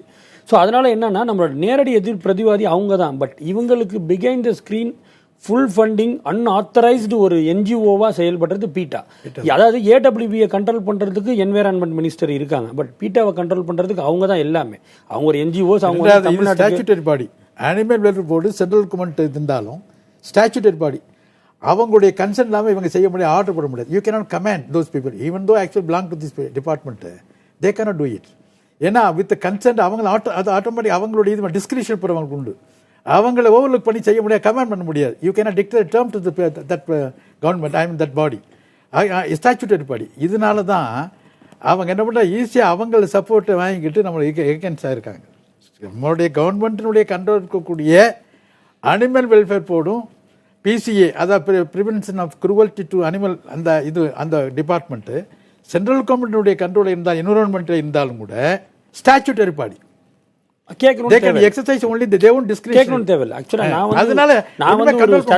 நீங்க வந்து சென்ட்ரல் கவர்மெண்ட் அப்படின்னா நீங்க என்கிட்ட ஒப்பீனியன் கேட்கலாம், நான் ஒப்பீனியன் சொல்லுவேன். அது வேணும் வேணான்னு முடிவு பண்றது நீங்க. பட் அந்த இடத்துக்கே பார்த்தீங்கன்னா அவங்க வந்து அதையுமே ஓவர்லுக் பண்ணி தான் போறாங்க. 2011 அன்னைக்கு இருந்த காங்கிரஸ் அமைச்சர் ஜெய்ராம் ரமேஷ் வந்து பெர்ஃபார்மிங் அனிமல்ஸ் லிஸ்ட்ல இந்த புல்லை கொண்டு போய் சேர்க்கிறப்ப அனிமல் வெல்ஃபேர் போர்டு ஒப்பீனியன் வாங்கி தான் சேர்க்கிறாங்க. ஸோ இப்போ திரும்ப நம்ம அதை எடுங்கன்னு சொல்றப்ப அனிமல் வெல்ஃபேர் போர்டு போங்கன்னு தான் சொல்றாங்க. ஜெயந்தி நடராஜன் வந்து போர்ட்ஃபோலியோ இருக்காங்க. நாங்கள் அப்புறம் உடனே எல்லாரும் போனோம். அதில் உள்ளபடி நான் இந்த சமயத்தை சொல்ல வேண்டிய மறக்கக்கூடாது. இந்த சுதர்சன் ஆட்சியப்பன் காங்கிரஸ் இருந்தாலும் கூட நியாயமாக இன்னும் ஜல்லிக்கட்டு நடத்த வேணுங்கிறதுக்கு ஒரு உறுதுணையாக இருக்கிறதுக்கு வாய்ப்பு அளிச்சிருக்கா வேண்டிய அவர் நான் சொல்லி நிலைக்குழு தலைவராக இருந்தார், எம்பியாக இருந்ததுனால. நீங்கள் எங்களுக்கு அப்பாயின்மெண்ட் வாங்கி கொடுக்கணும்னு சொல்லி நான் தான் சொல்லியிருந்தேன். அவர் உடனே அப்பாயின்மெண்ட் வாங்கி கொடுத்தாரு. இந்த அம்மாள்கிட்ட போய் பேசுகிறோம் ஜெயந்தி நடராஜன்ட்டு. நானும் தமிழச்சின்னு சொன்னாங்க. நான் என்ன பண்ண முடியும், அந்த அந்த கமிட்டியில் வந்து மேனா காந்தி இருக்காங்க. ஏமா அவங்க வந்து எதிர்கட்சி வேற, நீங்கள் ஒரு ரூலிங் பார்ட்டியாக இருக்கீங்க. இன்னைக்கு டொமஸ்டிகேட்டட் அனிமல் இதை போய் காட்டு வளங்களோடு சித்தா எங்களுக்கு ஒன்றுமே புரியல. காலமாடுதெல்லாம் எங்கே வளர்த்து நாய் மாதிரி அது டொமஸ்டிகேட்டட் அனிமல். இதை வந்து செய்ய நியாயத்தை தவறாக புரிந்ததே தவறுன்னு சொல்லிக்கிட்டு திருத்துற என்ன தப்பு இருக்குது, நியாயத்தை சொல்கிறது என்ன இருக்குது. நீ சொல்லான்னு மாட்டேன். 3/4 மணி நேரம் பேசணும், 45 நிமிஷம் மூடியான்ட்டாங்க. அப்புறம் நாங்கள் வெளியே வந்துட்டோம், அவர் வந்துட்டார். அப்புறம் நான் அங்கே இருந்தப்போ டிவியில் போய் என்ன பண்ண போறேன்னு கேட்டார். நாங்கள் ஏற்கனவே ஸ்டே வாங்குற முடிவு பண்ணியிருக்கோன்னு சொல்லி இங்கேருந்து ஃபோன் பண்ணிட்டேன் மதுரை ஹைகோர்ட்டுக்கு. என்னுடைய மாணவர் தான் வக்கீலாக இருக்கார். அவருக்கு நான் தயார் பண்ணி கையெழுத்து போட்டு வந்துட்டேன். இங்கேருந்து ஃபோன் பண்ணி ஸ்டே வாங்கிடு அப்படின்ட்டு. ஸ்டே வாங்கிட்டு அந்த 1 இயர் நடத்துகிறோம். 3 இயர்ஸ் நடத்தணுங்க. 2011 ஸ்டே வருது, 2011 நோட்டிபிகேஷன் போறாங்க. 2012 நடத்துறதுக்கு 2000 நவம்பர்ல ஹைகோர்ட்ல, மதுரை ஹைகோர்ட்ல சரியா பேர்ல பெட்டிஷன் போட்டு இன்ட்ரீம் ஸ்டே வாங்கி அது வந்து கண்டினியூ ஆகுது. 12, 13, 14 வந்து என்னன்னா இந்த ஜல்லிக்கட்டு சம்பந்தமா நடைபெற்ற அனைத்து வழக்குகளின் விசாரணை இறுதிக்கட்ட விசாரணை உச்சநீதிமன்றத்தில் வந்து அன்னைக்கு அனைத்து வழக்குகள் மீதான விசாரணை விசாரிச்சு தான் ஒட்டுமொத்தமா தீர்ப்பு வந்து நம்ம அதிகாரத்தில் இருக்கிற தமிழர்கள் இன்னும் துணிவோடு இருந்தாங்கன்னா ஒரு பிரச்சனையும் இல்ல. கண்டிப்பா கண்டிப்பா நீங்க அன்னைக்கு அந்த அம்மா வந்து கன்சிடர் பண்ணாங்கன்னா யாரும் தடுக்க போறது இல்ல. இவங்க பண்ணிட்டாங்களே. நாங்க அப்ப கூட என்ன பண்ணோம், ஹேமா மாலினி தான் சொல்லி பண்ணாங்கன்னு சொல்லி ப்ரொடெஸ்ட் பண்ணி ஏகப்பட்ட பிரச்சனை அவங்க சொல்லி தான் போட்டாங்கன்னு சொல்லிட்டு அது ஒரு பண்ணத்தானே செய்வாங்க எல்லாரும். அந்த மாதிரி இருந்தது. இருந்தாலும் கூட இவங்க அதெல்லாம் கன்சிடர் பண்ணி என்ன நியாயமான உள்ளதை நம்ம ஜஸ்டிஃபிகேஷன் நம்ம அதை சொல்லி இது பண்ணிக்கலாம் இல்லையா? அதை உணராது என்ன எனக்கு அதை நினைக்கிற போது இன்னும் சில மகிழ்ச்சியான விஷயங்களை நீங்க ஆசைப்படலாம். இந்த கொண்டாட்ட உணர்வோட காலம் மாறிடுச்சு, இளைஞர்களுக்கு என்னென்னமோ பொழுதுபோக்குகள் வந்துருச்சு. நீதிபதிகளே சொல்றாங்க நீங்க செல்போன்ல விளையாண்டுக்கிற வேண்டியதான் கிண்டலாக சொல்றாங்க. சரி, இது அவர்களுக்கு தெரிந்தது. ஆனா உண்மையிலேயே மாறிக்கிட்டே தானே வர்றாங்க இளைஞர்கள். இப்படி ஒரு விளையாட்டுக்காக வீர விளையாட்டு, இது நேருக்கு நேராக களத்துல மோதுற விளையாட்டு, சும்மா இல்ல. ஒரு என்னதான் இருந்தாலும் கூட ஒரு விலங்கோடு விளையாடுகிற விளையாட்டு ஒரு வகையில நல்லதுதான். ஒரு மனிதனை பார்க்கும்போது அவனுக்குள்ள விலங்கு இருக்குதா பாம்பு இருக்குதா என்னன்னு தெரியாது. ஆனா விலங்கை பார்த்தா விலங்கு தான் நம்பலாம் நம்ம. சரி, இந்த காலத்து இளைஞர்களுக்கும் நாகரிகத்துல சிட்டியில வந்துட்டாங்கன்னு சொல்றாங்க, மென்பொருள் நிறுவனத்தை வேலை பார்க்கறாங்கன்னு சொல்றாங்க. இவர்களால ஒரு மாடு லேசா இடிச்சா கூட தாங்க முடியுமான்னு சந்தேகப்படுற அளவுக்கு அதுல இருந்து விலகி வந்தவங்க இவ்வளவு ஆர்வத்தோட போராடுறாங்களே, இவங்க மனசுக்குள்ள இன்னும் அந்த வீரிய விதை இருந்துகிட்டே இருக்குன்னு நினைக்கிறேன். அது விதை இருக்குன்றதோட வீரம் அப்படின்றத சம்பந்தம் இதெல்லாம் விட்டுட்டு இதை வந்து எப்படின்னா சயின்ஸா பார்க்க ஆரம்பிச்சிட்டாங்க. கடந்த ஒரு வருஷ காலமா இதுல சயின்ஸ் என்ன இருக்கு, இந்த ஏறு தழுவுதல் நம்மளுக்கு ஏன் தேவை, இந்த நாட்டு மாடு இனத்தோட ரியாலிட்டி என்ன, இதுக்கு பின்னாடி இவ்வளோ பெரிய ஒரு மருத்துவம் இருக்குதா, இதோட சாணம் தான் வந்து நம்மளுக்கு உரமா பயன்பட்டு இருக்குதா, ஸோ இதோட பாலை குடிச்சு தான் நம்மளும் ஹெல்த்தியா இருந்திருக்கிறாங்களா அப்படின்றது சயின்ஸ். இதுக்கு பின்னாடி இந்த ரியாலிட்டி, நம்ம நாட்டு மாடு இனங்கள் எவ்வளோ இருந்து இப்போ எவ்வளவா குறைஞ்சிருச்சு, இதை பற்றின புரிதல் அவங்களுக்கு நிறைய சோறு சாப்பிடும் போது அவங்களுக்கு அந்த உணர்வு வந்துருது. எல்லாருக்குமே பொதுதானே. இதை கொஞ்சம் விளக்கம் வச்சு என்ன கேட்டீங்கன்னா, நான் வந்து இந்த சித்தாதிகளை நான் ஆராய்ச்சி பண்ணிக்கிட்டு இருக்கேன். 1950 இயர்ஸாக நான் இப்போ 50-55 வருஷமாக அதை ஆராய்ச்சி பண்ணிட்டு ரிசர்ச் ஓரிச்சு. சித்தார்கள் எழுத நூல்கள் ஏடுகள் எல்லாம் தரவு. அதில் என்னென்ன அவங்களுக்கு ஒரு விஷயம் கேட்டீங்கன்னா, சாணம் தெளிக்கிறாங்க வாசலில், சாணம் தெளிப்பாங்க மாட்டினுடைய. இப்போ அதாவது சாணம் தெளிக்கிற போது இந்த சாணத்திலேருந்து வரக்கூடிய இந்த ஹீட்னால் வரக்கூடிய இது இருக்கு பார்த்தீங்களா, இது வந்து இந்த புகையாக மாறுற போது நீராக மாறுற போது அங்கே இருக்கக்கூடிய சூரியனில் இருக்கக்கூடிய அது என்ன இது இந்த ப்ளூ கலர் வரக்கூடியது அது பாய்சனஸ் ரேஸ் வரும். அது பாருங்க வந்து அந்த ரேஸ் வீட்டுக்குள்ளே போகக்கூடாங்கிற கவனம் அந்த வாசலில் தெளிக்கிறாங்க. அந்த அளவுக்கு ஃபுல்லி மெடிக்கேட்டடு. ரெண்டாவது கோமயம்னு சொல்கிறோம். இந்த கோமயத்தில் இப்போ பஞ்சகாவியம்னு தயார் பண்ணுறாங்க. உபூதி அதுதான், பல்லுப்பொடி அதுதான், எல்லாமே செய்யக்கூடியதுக்கு மருத்துவமாகவே யூரினே சாப்பிடக்கூடிய அளவுக்கு இன்னைக்கு டெவலப் ஆகி போய்கிட்டு இருக்கு. பதஞ்சலியில ப்ராடக்ட் இருக்கு. நாட்டு மாடு இந்த பால் இருக்கு சார், இது வந்து பால் 60 ரூபா ஒரு பாட்டில். இவ்வளவு பெரிய பாட்டில் 60 ரூபா. இந்த நாட்டு மாடோட கோமியம் ஒரு பாட்டில் 60 ரூபா. Medicinal effect. அது மட்டும் இல்லை, இந்த பால் இருக்க அந்த நாட்டு மாட்டினுடைய பாலுடைய வாடையும் அதனுடைய அளவு குவான்டிட்டி குறையும், அதனுடைய குவாலிட்டி உயர்ந்த குவாலிட்டி. அமிழ்தம் அது. குழந்தைகளுக்கு தாய்ப்பாலுக்கு ஈக்குவல் அதைத்தான் கொடுத்து வளர்த்தாங்க. இன்னைக்கு கொடுத்தா நம்மளுக்கே எல்லா வியாதியும் வருது. சரிசி மாடு அந்த மாடுன்னு சொல்லிட்டு இது அழிஞ்சு போச்சு எல்லாமே. இன்னைக்கு அவ்வளவு இன்னைக்கு சயின்டிஃபிக்காக எல்லாம் புரிஞ்சுக்கிட்டாங்க. இந்த இனம் அழிகிறத தடுக்கிறதுக்கு எழுச்சி தான் இந்த எழுச்சியை சொல்றது. நீங்க வழக்கறிஞராகவும் இருக்கீங்க, பேராசிரியராகவும் இருக்கிறீங்க, நாட்டு மாடுகளுக்கான பாதுகாப்பு குழுன்னு அதையும் வச்சு பண்ணிட்டு இருக்கிறீங்க, சித்த மருத்துவத்தில் முறையான ஆராய்ச்சிகளும் பண்ணிட்டு இருக்கிறீங்க.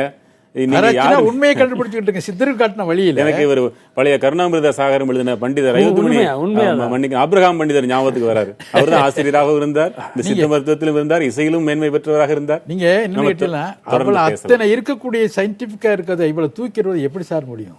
மகிழ்ச்சி. தொடர்ந்து தாங்க முடியல. ஒரு 2 செய்திகளை சொல்லிட்டு வந்துடுறேன். தமிழகம் முழுவதும் ஜல்லிக்கட்டுக்காக நடைபெறும் போராட்டங்கள் வரலாறாகவே மாறிவிட்டது. சமூக வலைத்தளங்கள் மூலம் ஒருங்கிணைந்துள்ள இளைஞர் பட்டாளமே இந்த வரலாற்றின் நாயகர்கள். ஜல்லிக்கட்டுக்கு ஆதரவாக ஜல்லிக்கட்டு ஆர்வலர்கள், அரசியல் கட்சியினர் மற்றும் தமிழக அரசு என்று குரல் எழுப்பி வந்தாலும் மிகப்பெரிய அளவில் மக்களின் கவனத்தை ஈர்த்தது கடந்த 8ஆம் தேதி சென்னை மெரினாவில் நடைபெற்ற இளைஞர் பேரணி என்று சொல்லலாம். அதை மீண்டும் ஒருமுறை விரிவாக பார்க்கலாம்.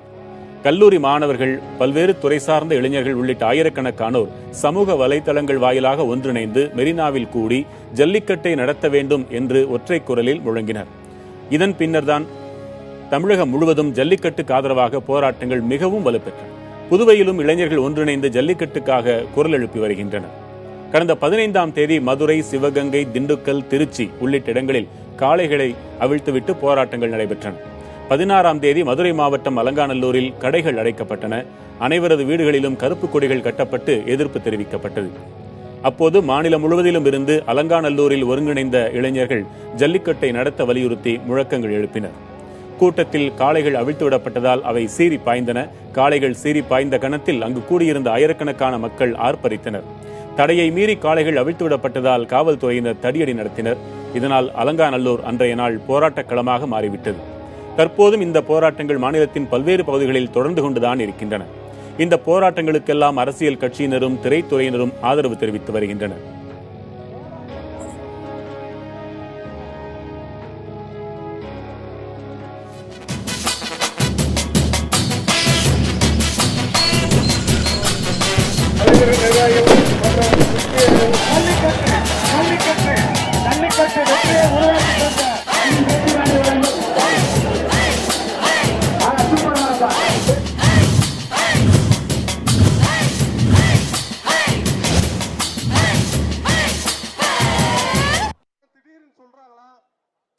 அம்பலத்தரசு ஐயா, ஒரு தகவல் நான் கேள்விப்பட்டிருக்கேன், அது உண்மையானு தெரிஞ்சுக்கணும். முன்னாடி மதுரை பக்கத்திலிருந்து ஒரு மாட்டை அவிழ்த்து விட்டா தூத்துக்குடி சல்லிக்கட்டுல கலந்துக்கிட்டு அதுல ஜெயிச்சா அந்த கும்பல அந்த தங்க சல்லிகளை சேர்த்து கட்டி விட்டா அங்கிருந்து தனியாவே அந்த மாடு வீடு வந்து சேர்ந்துரும் சொல்றாங்களே, அத்தனை கிலோமீட்டர்களுக்கு தனியாவே வந்திருக்க வாய்ப்பு உண்டா? முடியும். அப்படியா? அங்கெங்கே தண்ணியை சாப்பிட்டு அதை வந்து அப்படியே வந்து கரெக்டா வீடு வந்து நான் சொன்னது அப்படியே நடந்திருக்கு, அது கதை இல்லையா? எல்லாம் நடந்துருக்கு.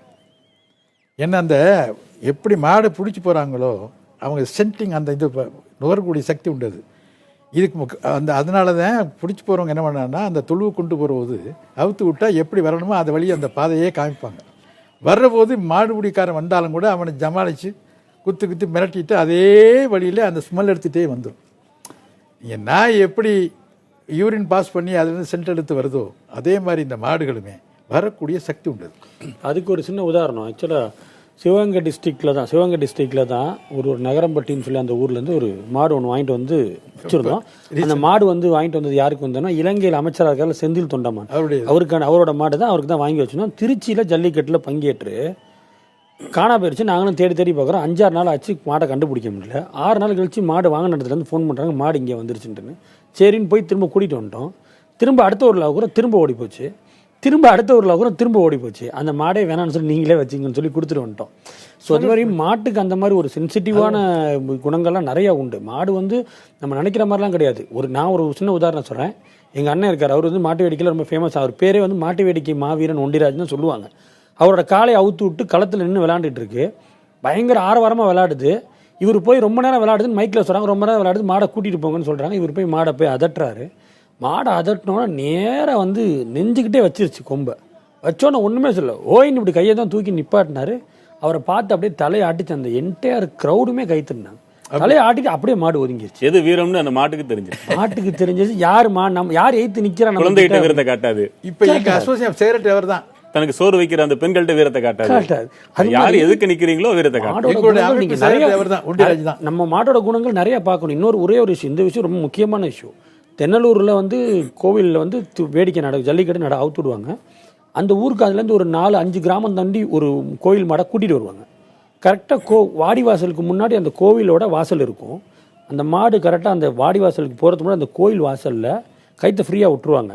2 முன்னங்காலையும் போட்டு உளுந்து சாமியை பார்த்து கீழே தலையை வச்சு எந்திரிச்சு தான் போகும். இன்னைக்கு வரைக்கும் நடக்குது. யாருமே சொல்லி கொடுக்கல. அந்த சாமியை கும்பிட்டுட்டு தான் அது வாடிவாசலுக்குள்ளே போகும். சில பேர் ஒரு சில காரணங்களை சொல்றாங்க. நீங்க இவ்வளவு பேசுறீங்க, அந்த மாடு முட்டி எவ்வளவு பேர் குடல்லாம் சரிஞ்சிருக்கு, அது அந்த மாட்டுக்கும் தெரியும், மாட்டோட பொறுதுறவனுக்கும் தெரியும். கண்டிப்பா சண்டைன்னா சண்டை, அந்த மாடு அது ஏத்துக்குது. நீங்க வணக்கம் போட்டு அது போயிருது பேசாம. இதை புரிஞ்சுக்கிறதுக்கு பெரிய மனித மூளை தேவையில்லை. அந்த மாட்டு மூளைன்னு சொல்றமே அது இருந்தாலே போதும். ஆனா அதுதான் உயர்வான மூலையமா இருக்குது. உண்மை. அதுதான் இன்னைக்கு உயர்வான மூளையா இருந்து இன்னைக்கு இதுக்கு பின்னாடி இவ்வளவு மூளைகள் சேர்ந்து நிற்கிறமே, ஒரு பல லட்சம் மூளைகள் சேர்ந்து நிக்குது அந்த மூளைக்காண்டிதான். ஸோ அதனால அது வந்து ரொம்ப பயங்கரமான ஒரு, அதெல்லாம் வந்து பார்த்தாவே நம்மளுக்கு ஒரு கண்களை மாடு நடந்துக்கிற முறையை பற்றி ஆமா பயங்கரமான ஒரு இதா இருக்கும். 2-3 சுவாரஸ்யமான சம்பவங்களை சொல்லுங்களேன். இப்போ நம்ம ஊர்ல உங்களுக்கு தெரியும் காளிமுத்துல. ஆமாம், காளிமுத்து அவங்க அந்த பெண்கள் தான் இது பண்ணுவாங்க. அழகான மாடு, ரொம்ப வேகம், பாய்ச்சல் அதில் அதிகம் இருக்கும். எந்த நேரத்தில் போனாலும் தொழுவில் இருந்தாலும் குத்திக்கிட்டு மாடு பாய்ச்சிக்கிட்டு இருந்தாலும் கூட போனால் உடனே திரும்ப அவங்களோட வந்துடும். சரி, அங்கே மாட்டோட சண்டை போட்டுட்டு இருந்தாலும் கூட போய் நின்னாங்கன்னா அப்படியே நக்கி கொடுத்துட்டு வந்துடும். சாயங்காலம் வந்தாலும் தேடிக்கிட்டே இருக்கும். இப்படி ஒரு மாட்டை நானே பார்த்து ஆச்சரியப்பட்டேன். இப்படி அது மாடு அந்த மாதிரி தாய் மாதிரி நினைக்குது. இந்த 2 பக்கம் கயிறை கட்டி முட்டை விட்டு எல்லாம் அந்த பயிற்சி கொடுக்குறோமே, அது பயிற்சி தான். வெறியூட்டல்ங்கிற வார்த்தையே அங்க கிடையாது. பயிற்சி தான் அது. எந்த நேரத்திலையும் அது இவங்களை தவிர மற்றவங்க இருந்தா பாய் மாட்டுக்காரன் நேச்சர் பிரீடு அதோட இயற்கை குணம். அதுக்கு ஒரு சின்ன உதாரணம் சொல்றேன். இந்த ஜல்லிக்கட்டு காளையை வந்து யாரும் நீ முட்டுலாம் பழக்கமே படுத்த வேண்டாம். அதை நீங்க அதோட இயற்கையாவே அதோட பிரீடு அப்படி. ஏன் அப்படின்னா இதே மாதிரி மாடுகள் ரோட்லையும் அலையுது, அதுங்களுக்கு அந்த மூர்க்க குணம் கிடையாது. அதே மாதிரி குதிரை எடுத்துக்கங்க. ஹார்ஸில் போகிற ரேசிங்கில் போகிற ஹார்ஸ் வந்து அதுக்கு அந்த ஒரு நேச்சர் பர்த் இருக்கும், அது அப்படி தான் ஓடும். புறாவில் கோயிலில் வளர்க்குற புறா வேறு, பந்தயத்துக்கு போகிற புறா வளர்க்குறேன். ஏன்னா நான் புறா வளர்க்குறேன், நிறைய புறா வச்சுருக்கிறேன்.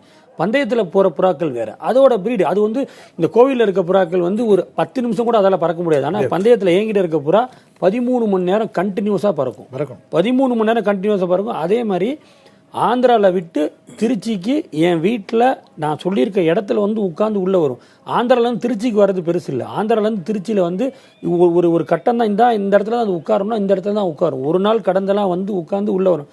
அதான் வெற்றி பெற்ற புறா. அதான் அந்தந்ததுக்கு ஒரு வெரைட்டி இருக்குல்ல, ப்ரீடு இருக்குல்ல. இப்போ நாயகே பார்த்தீங்கன்னா நாட்டு நாய் ஒரு இனம், அந்த இப்போ ஃபாரின் ப்ரீட் சொல்கிறோம்ல, இப்போ டாபர்மேன், அதோட குணங்கள் வேறு, இதோட குணங்கள் வேறு இருக்கும். குணாதிசயம் அந்த ஜல்லிக்கட்டு காளையோட ஒரிஜினல் குணாதிசயம், அதோட ஒரிஜினல் ப்ரீடு வந்து அது இப்படி தான் இருக்கும், இப்படி தான் பெர்ஃபார்ம் பண்ணும். அதை யாரும் முட்டெல்லாம் வேணாம். நீங்கள் சொல்கிறத பார்த்தா ஒரு மாடு வந்து தான் துன்புறுவதை அதற்கு சொல்ல தெரியுமா அப்படின்லாம் எதிர்த்தரப்பினர் கேள்வி கேட்குறாங்க. ஆனால் நீங்கள் சொல்கிறத பார்த்தா வருடத்திற்கு ஒரு முறையேனும் இப்படி ஒரு வடிகால் இல்லைன்னா தான் வருத்தப்படும் போல. ரொம்ப நீங்க நாளைக்கு நம்ம இதே புதிய தலைமுறை கண்டிப்பா லைவ் தான். நாளைக்கு இதே லைவ்ல அலங்காநல்லூர்ல கண்டிப்பா தேவை.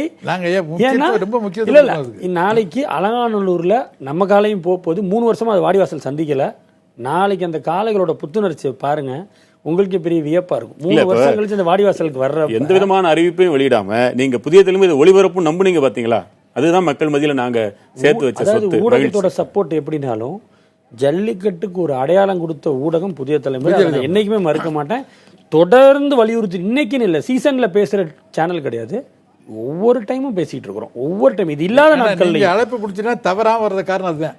அதாவது நம்ம டிவியோட ரெஸ்பான்ஸ்ன்றது not only Tamil Nadu, entire world. ரொம்ப மகிழ்ச்சி. இப்ப தமிழகமே ஒன்று சேர்ந்திருக்கிற இந்த நேரத்துல நீங்க பாராட்டினால மகிழ்ச்சி தான். இதை நாங்க எங்க சகோதர ஊடகங்களோட பகிர்ந்துக்கிறோம். கண்டிப்பா ஊடகங்களோட சப்போர்ட் இல்ல அப்படின்னா இதுக்கு இவ்வளவு பெரிய ஒரு அவேர்னஸ் வந்திருக்காது. இந்த ஜல்லிக்கட்டுக்கு இவ்வளவு பெரிய அடையாளம் கிடைச்சிருக்காது, வெற்றி பெற்றிருக்கவும் முடியாது. அதுதான் உங்களுடைய ஒத்துழைப்பு இல்லைன்னு சொன்னா எங்களை அட்ரஸ்லாம் வாங்கியிருப்பாங்க. உண்மைதான். நீங்க தான் நல்லது எது கெட்டது எதுன்னு எடுத்து கொண்டு போய் சேர்த்தீங்க. அதுதான் மக்கள் மனதில் ஒரு புரிதல் ஆகி, அந்த புரிதல் தான் இன்னைக்கு ஒரு கொந்தளிப்பா இருக்கு. முழுக்க உங்களை தான் நம்பி இருந்தோம். நல்ல எங்களுக்கு உதவி பண்ணீங்க. அது என்னைக்கு நாங்க மறக்க முடியாது. கண்டிப்பா அதை நாங்க கடமைப்பட்டிருக்கோம். நன்றி. ஏன்னா அந்த அளவுக்கு என்னென்ன இடர்பாடு இருக்குங்கிறத மக்களுக்கு விழிப்புணர்வு ஏற்படுத்தினது நீங்க தான். நிச்சயமா உங்க மூலமா தான் இந்த மாணவர்களுக்கு அத்தனை பேருக்கும் இளைஞர்களுக்கு பூரா தெரிஞ்சதுனாலதான் இன்னைக்கு இந்த அளவுக்கு வெற்றி அடைய முடிஞ்சுன்னு சொன்னா நீங்க தான் காரணம். மகிழ்ச்சி. நம்ம எல்லாம் நம்மளுடைய விஷயத்துக்காக தானே போராடி இருக்கோம்.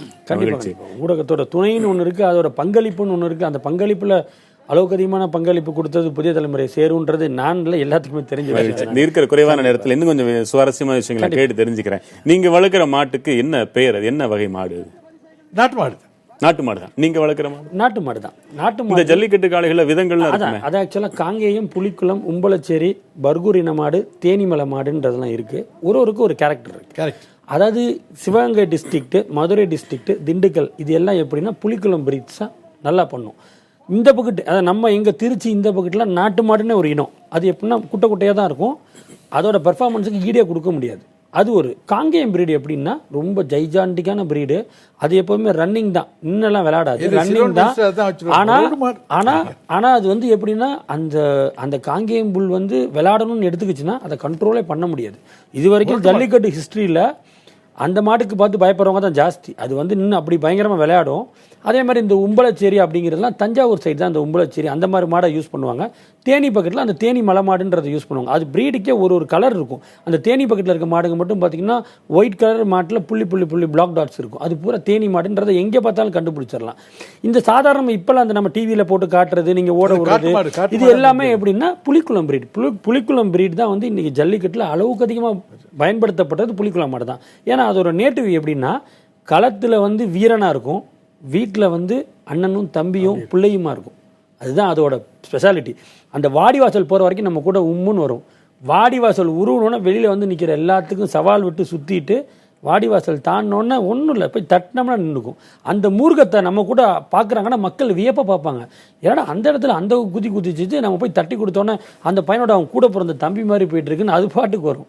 அது புலிக்குளத்தோட பிரீட் அப்படி. அதனால அதுக்கு ரொம்ப ஸ்பெஷலாக ஆசைப்படுவாங்க. இவ்வளவு பாசமுள்ள அந்த மாடு அந்த வளர்க்குறவர்கிட்ட பரவாயில்ல வாங்க மற்ற நேரங்களில் உழவுக்கும் கூட என்னை பயன்படுத்திக்கோங்களேன் அப்படின்னு வாய் இருந்தா சொல்லிடும். ஆனா அது மரியாதை கருதி நீங்க செய்யறது இல்லையா, இல்ல செல்லமா எப்படி? அதாவது சில பேர் செய்வாங்க, மாடுன்னு சொன்னா உழுவும் செய்யறாங்க. அது என்ன கேஸ்ட்ரேட் பண்ணுறதுன்னு சொல்லி பண்ணி அதுக்கு தனியாகவே பிடிச்சு எடுத்துடுறோம். பட் அதான் விவசாயத்தில் இந்த மாடுகளோட பங்களிப்புன்றது ரொம்ப முக்கியம். ஜல்லிக்கட்டு காளைகளோட பங்களிப்புன்றது ரொம்ப ரொம்ப முக்கியம்.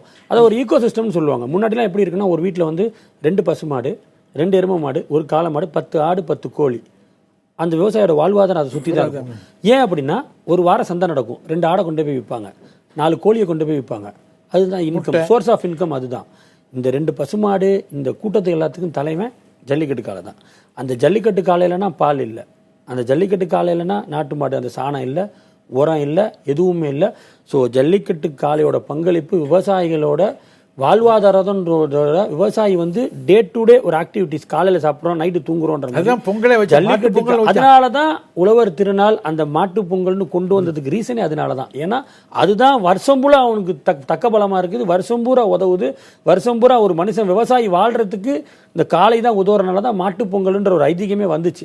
ஸோ இந்த மாதிரி சென்சிபிளான இஷ்யூலாம் மேலே இருக்க யாருக்குமே தெரியாதனால தான் வீடியோ கேம்ல ஜல்லிக்கட்டு விளையாடு. இந்த சுகம்லாம் வீடியோ கேம்ல கிடைக்குமா? இப்போ இளவட்ட கல்ல கூட அடிக்கடி பார்க்க முடியுது. பின்ன இந்த வீடியோ கேம்ல அப்புறம் பின்ன 20 வயசுல சுகர் வராம என்ன செய்ய, டயபிட்டிஸ் வராம என்ன செய்ய? நம்ப முடியலையா? 81 வயசு புகழ்ச்சிக்காக சொல்லல, 81 வயதுன்னு நம்ப முடியும். ஐயாக்கு 81 புதிய பானையில புத்தரிசி பொங்கி நம்மளும் சாப்பிட்றோம். அதே சமயத்தை மறுநாள் மறக்காம நம்ம உழவன் நண்பனாக இருந்த மாட்டையும் அதுக்குன்னு பொங்கல் வச்சு வாயில கொஞ்சம் பொண்ணி சிங்க விட்டாதான் மனசு. இந்த கரும்பு இதெல்லாம் கட்டி விட்டு நீங்க அது நன்றி கடன். அது புத்தரிசியை சாப்பிடுறது ஒண்ணு, இயக்குனர் பாரதிராஜா சொல்றத போல அது பொங்கி வரும்போது அந்த வாசனையை பிடிக்கும் போதே மனசு வயிறு நிறைஞ்சது. வேற இல்லை, நீங்க அந்த அதாவது புது பானையில புது அரிசி போட்டு வடிச்சு சாப்பிட்டு அதனுடைய அந்த பலகாய் குழம்புன்னு வைக்கிறது உண்டு. அதை அந்த அதாவது மொச்சை, தட்டைப்பயிறு அதெல்லாம் அந்த இதெல்லாம் சேர்த்து போட்டு பண்ணி மரங்கிக்காய் அதெல்லாம் போட்டு பண்ணேன். அதனுடைய ருசியே வேற. அப்போ மட்டன் கிட்ட அதெல்லாம் விரும்ப மாட்டேன், சிக்கனை விரும்ப மாட்டான். அந்த அளவுக்கு ருசியாக இருக்குன்னு சொன்னால் எப்படி ஒரு அதை எவ்வளோ அருமையாக செய்யலாம் பாருங்க. அந்த அளவுக்கு செய்யக்கூடிய அந்த மாட்டை மறக்காமல் இதுலையும் மறக்காமல் மறுநாள் அதுக்குன்னு ஒரு பொங்கல் வச்சு அதுக்கு ஒரு திருச்சி சுற்றி, ஏன்னா அந்த மாட்டு கண் முடிச்சிருவாங்களாம், அதுக்கெல்லாம் பண்ணி என்னென்ன. இப்போ புலால் உண்பது கூட அது என்ன இயற்கைக்கு விரோதம் கிடையாது. ஒரு ஏழை விவசாயிகள் ஒரு தடவைக்கு மேல ஒரு அளவுக்கு மேல மாட்டை பராமரிக்க முடியலன்னா அதை விற்க தான் செய்யறாங்க. அதை வேறு கண் கொண்டு தான் நம்ம பார்க்கணும். இன்னைக்கு ஜீவகாருண்யம் பேசுறவங்க தான் திரைமறைவுல நல்ல மாடுகள் எல்லாம் சாப்பிட்றவங்களா இருக்கிறாங்க. அது சொல் ஒன்று செயல் ஒன்றுமா இருக்கக்கூடியவங்க. சரி, இதுல நம்ம மாடுகளுக்கு பொங்கல் படைச்சா கூட அந்த மாட்டிலிருந்து கிடைக்கக்கூடிய பொருட்கள் எதையும் அதுல கலக்காம இருக்கிற பொங்கலை தான் நம்ம வைப்போம். பால் இருக்காது, வெண்ணெயோ நெய்யோ அதுல அந்த பொங்கலில் கலக்காமல் இருந்தால் அந்த பொங்கலை தான் மாட்டுக்கு நம்ம வைப்போம். அவ்வளவு அன்போட பராமரிச்சுட்டு இருந்தவங்க தான் இந்த மாதிரியான குற்றச்சாட்டுகள் எல்லாம் சில பேர் சொல்லி. குற்றச்சாட்டு பயங்கரமான குற்றச்சாட்டு. அவங்க சொன்ன குற்றச்சாட்டு அவங்க சொன்ன குற்றச்சாட்டு அவங்க எவ்வளவுக்கெல்லாம் இந்த ஜல்லிக்கட்டை இழிவா பேசுனாங்களோ அவ்வளவுக்கெல்லாம் ஒரு எடுத்துக்காட்டு தான் இந்த மக்கள் போராட்டம். எதிர்பார்த்தீங்களா? இனிமேட்டு இல்ல நீங்க கண்டிப்பா எக்ஸ்பெக்ட் பண்ணல, பட் நான் எக்ஸ்பெக்ட் பண்ணேன். இவ்வளவு பெரிய போராட்டம் எக்ஸ்பெக்ட் பண்ணேன். கண்டிப்பா இந்த ஜல்லிக்கட்டு என்னைக்காவது ஒரு நாள், நான் ஒரு 3 மாசம் கூட சொன்னேன் இந்த விஷயத்தை, இது கண்டிப்பா மாணவர்கள் கையில் இந்த இஷ்யூ போகுது, இது மிகப்பெரிய போராட்டம் நான் சொல்லிக்கிட்டு தான் இருந்தேன். இந்திய எதிர்ப்பு போராட்டங்கிறதுல நாங்களாம் அப்ப மாணவர்களா இருந்து பட்டனால அது மாணவர்களாக இருக்காது. நாங்கள் ஆசை எம்ஏலாம் முடிச்சுட்டேன், லா. அப்பதான் இந்திய போராட்டம் வருது. எம்ஏ முடிச்சு லா முடிச்சுட்டோம். அந்த சமயத்துலலாம் பார்த்தீங்கன்னா அதை விட இருந்ததுனால இந்த மாணவருடைய எழுச்சி என்னங்க எனக்கு நல்லாமே தெரியும். ஆனால் இது முற்றிலும் அறப்போராட்டமாக ஜனநாயக உரிமைகளை பெறுவதற்காக எந்த வழியிலையும் கோபதாபங்களை காண்பிக்காமல் யாரும் வெறுப்படைகின்ற அளவுக்கு செயல்படாமல் அந்த அளவுக்கு அற்புதமாக அவர்களே ஆர்கனைஸ் பண்ணி சொல்லப்போனால் சில குற்றச்சாட்டுகள் சரியாக தண்ணி கொடுக்கல அது பண்ணல இருந்தாலும் கூட இந்த செல்லினுடைய லைட்லேயே ஓடக்கூடிய அளவுக்கும் சில கமிட்டிகள் அமைத்து அவங்க இயங்கி இருக்கிற நினைச்சு பார்த்துன்னு சொன்னாங்க. நினைச்சு பார்க்க முடியாது, ஒரு சரித்திரத்தை படைச்சிட்டாங்க. நான் அவங்க ஆரம்பத்தில் பண்ண உடனே மாணவர்கள் கை போச்சு கண்டிப்பாக நம்மளுக்கு வெற்றி கிடைக்கும் நான் நம்பினது காரணமே. இருந்தாலும் ஒரு சந்தேகம் இருந்தது. சில மாணவர்கள் கோபதாபங்க ஏதாவது பண்ணிட்டாங்கன்னு சொன்னால் ஷூட்டிங்கிட்டையும் வந்துடக்கூடாது என்று எனக்கெல்லாம் ஒரு பெரிய கவலை இருந்தது. அபூர்வமாக எதிர்பார்க்க முடியாத, உலகமே வியக்கக்கூடிய அளவுக்கு இந்த ஒரு போராட்டம் காந்திஜி நடத்திய அதை விட ஒரு பலனுக்கு கூட நடத்திட்டாங்கன்னு சொன்னால் அவங்களுக்கு நன்றி சொல்லாமல் எப்படி இருக்கும்? எவ்வளவு பெரிய பாராட்டு. அடையா நன்றின்ற வார்த்தையோட அதை முடிச்சிட முடியாது. அற்புதமான செயல்பாடு. இவங்களும் வெற்றி அவங்க கைதான். கண்டிப்பா இவங்களும் எங்களோட சேர்ந்துட்டாங்க தானே. இனிமேட்டு எந்தெந்த ஊர்ல ஜல்லிக்கட்டு நடக்க போது, எவ்வளவு இளைஞர்கள் அதில் பங்கேற்க போறாங்க, இந்த ஒட்டுமொத்த கூட்டத்தை, இந்த ஒட்டுமொத்த போராட்டத்தில் இருந்த அனைத்து இளைஞர்களும் இந்த ஜல்லிக்கட்டு வேணும்னு கேட்டுருக்காங்க. ஸோ கண்டிப்பா எல்லாரும் அந்த ஜல்லிக்கட்டுக்கு வருவாங்க, அவங்களும் மாடு பிடிப்பாங்க, மாடை பார்ப்பாங்க, சந்தோஷப்படுவாங்க. ஸோ அதனால ஜல்லிக்கட்டோட ஆதரவு வந்து இன்னைக்கு தமிழ்நாட்டில் வந்து தமிழ்நாட்டோட ஸ்ட்ரென்த்தை நிர்ணயிக்கணும் அப்படிங்கிறப்ப இந்த போராட்டம் ஒரு முன்னுதாரணமா இருந்தாலும் எதுக்காண்டி அப்படின்னு பாக்குறப்ப அது ஜல்லிக்கட்டுக்காண்டின்றப்ப அது வந்து எல்லா இடத்துலயும் ஒரு திருப்பு முனையா தான் அமைஞ்சிருக்கு. இந்த தமிழருடைய அடையாளத்தை காமிக்கிட்டாங்க. தடைபட்டு அழிக்க முடியாதபடி ஒரு தடை ஏற்படுத்தி இனிமேல் இந்த இனம் அழிய முடியுமா? விடவே மாட்டாங்க, சுதாரிச்சுட்டாங்க. இனி அரசும் ஜாக்கிரதையாக இருக்கும். செயல்படுகின்ற அந்த பீட்டா இந்த மற்ற எல்லாருமே எதிரிகள் பூராமே யாரும் தப்பிக்கவே முடியாது. மத்திய அரசு இவ்வளவு உறுதி கொடுத்தாலும், மாநில முதலமைச்சர் இவ்வளவு உறுதி கொடுத்தாலும், இன்னும் நாம மாணவர்கள் இளைஞர்கள் இவ்வளவு நீங்க நம்ம மதிக்கிறதுனால அந்த முடிவெடுக்கிற அவர்களுடைய அந்த அது என்ன, அந்த முடிவு என்ன ஆக போகிறது என்பதற்காக நாமளும் காத்துக்கிட்டு இருக்கோம். தேவையான தெளிவு கிடைத்தவுடன் அவங்களே முடிவெடுத்து. ஆனா ஒன்னும் அதுக்கு உதாரணம் பாலியல் மாதிரி என்ன கேட்டீங்கன்னா, தமிழக அரசியல் இன்னைக்கு முதல்வராக இருக்கக்கூடிய அவருடைய நடவடிக்கை முன்னே நடந்தாலும் கூட, அதே பாரத பிரதமர் சில தவறு நடந்தால் நினைச்சாலும் கூட அவர் இணக்கமாக அந்த சொன்ன வார்த்தை எனக்கு ரொம்ப மேலும் வச்சிட்டாங்க. அவங்களுடைய கருத்து என்னன்றதை கேட்டு உங்கள்கிட்ட வரேன். அலங்காநல்லூரில் இருந்து செய்தியாளர் தியாகச்சம்மல் இணைந்திருக்கிறீங்க. தற்போதைய சூழல் என்ன, சொல்லுங்க. ஜெயபிரகாஷ், தொடர்ச்சியாக அவர்கள் முன்வைத்திருக்கக்கூடிய அந்த நிரந்தர சட்டம் என்கிற கோரிக்கையை வலியுறுத்தி அவர்கள் தொடர் கோஷங்கள், தொடர் முழக்கங்களில் ஈடுபட்டு வருகிறார்கள். நேரம் செல்ல செல்ல கூட்டம் அதிகரித்துக் கொண்டே இருக்கிறது. பொதுவாக இந்த 5-6 நாட்கள் 8:30 மணி 9 மணி அளவில் இந்த ஊரை சேர்ந்த பெண்கள் இல்லங்களுக்கு சென்று உணவு மற்ற விஷயங்களை தயார் செய்துவிட்டு மீண்டும் திரும்புவார்கள். அந்த நிகழ்வை பார்த்திருக்கிறோம். ஆனால் இன்று அப்படி ஒரு நிகழ்வை நம்மால் பார்க்க முடியவில்லை. ஏனெனில் அவர்கள் அனைவரும் இங்கேயே தங்கிவிட்டார்கள், தொடர்ச்சியாக தங்கியிருக்கிறார்கள். அந்த கூட்டத்தின் காட்சிகளைத்தான் தற்போது நாம் காட்டிக் கொண்டிருக்கிறோம். இந்த சாலை முழுவதும் கிட்டத்தட்ட ஒரு 1/2 கிலோமீட்டர் இருக்கக்கூடிய இந்த சாலை முழுவதும் மக்கள் கூட்டம் நிறைந்திருக்கிறது. நேரம் செல்ல செல்ல கூட்டம் அதிகரித்துக் கொண்டே இருக்கிறது. மழையும் அவ்வப்போது பெய்தாலும் மழையை பொருட்படுத்தாமல் மக்கள் அங்கங்கே நின்று கொண்டிருக்கிறார்கள்.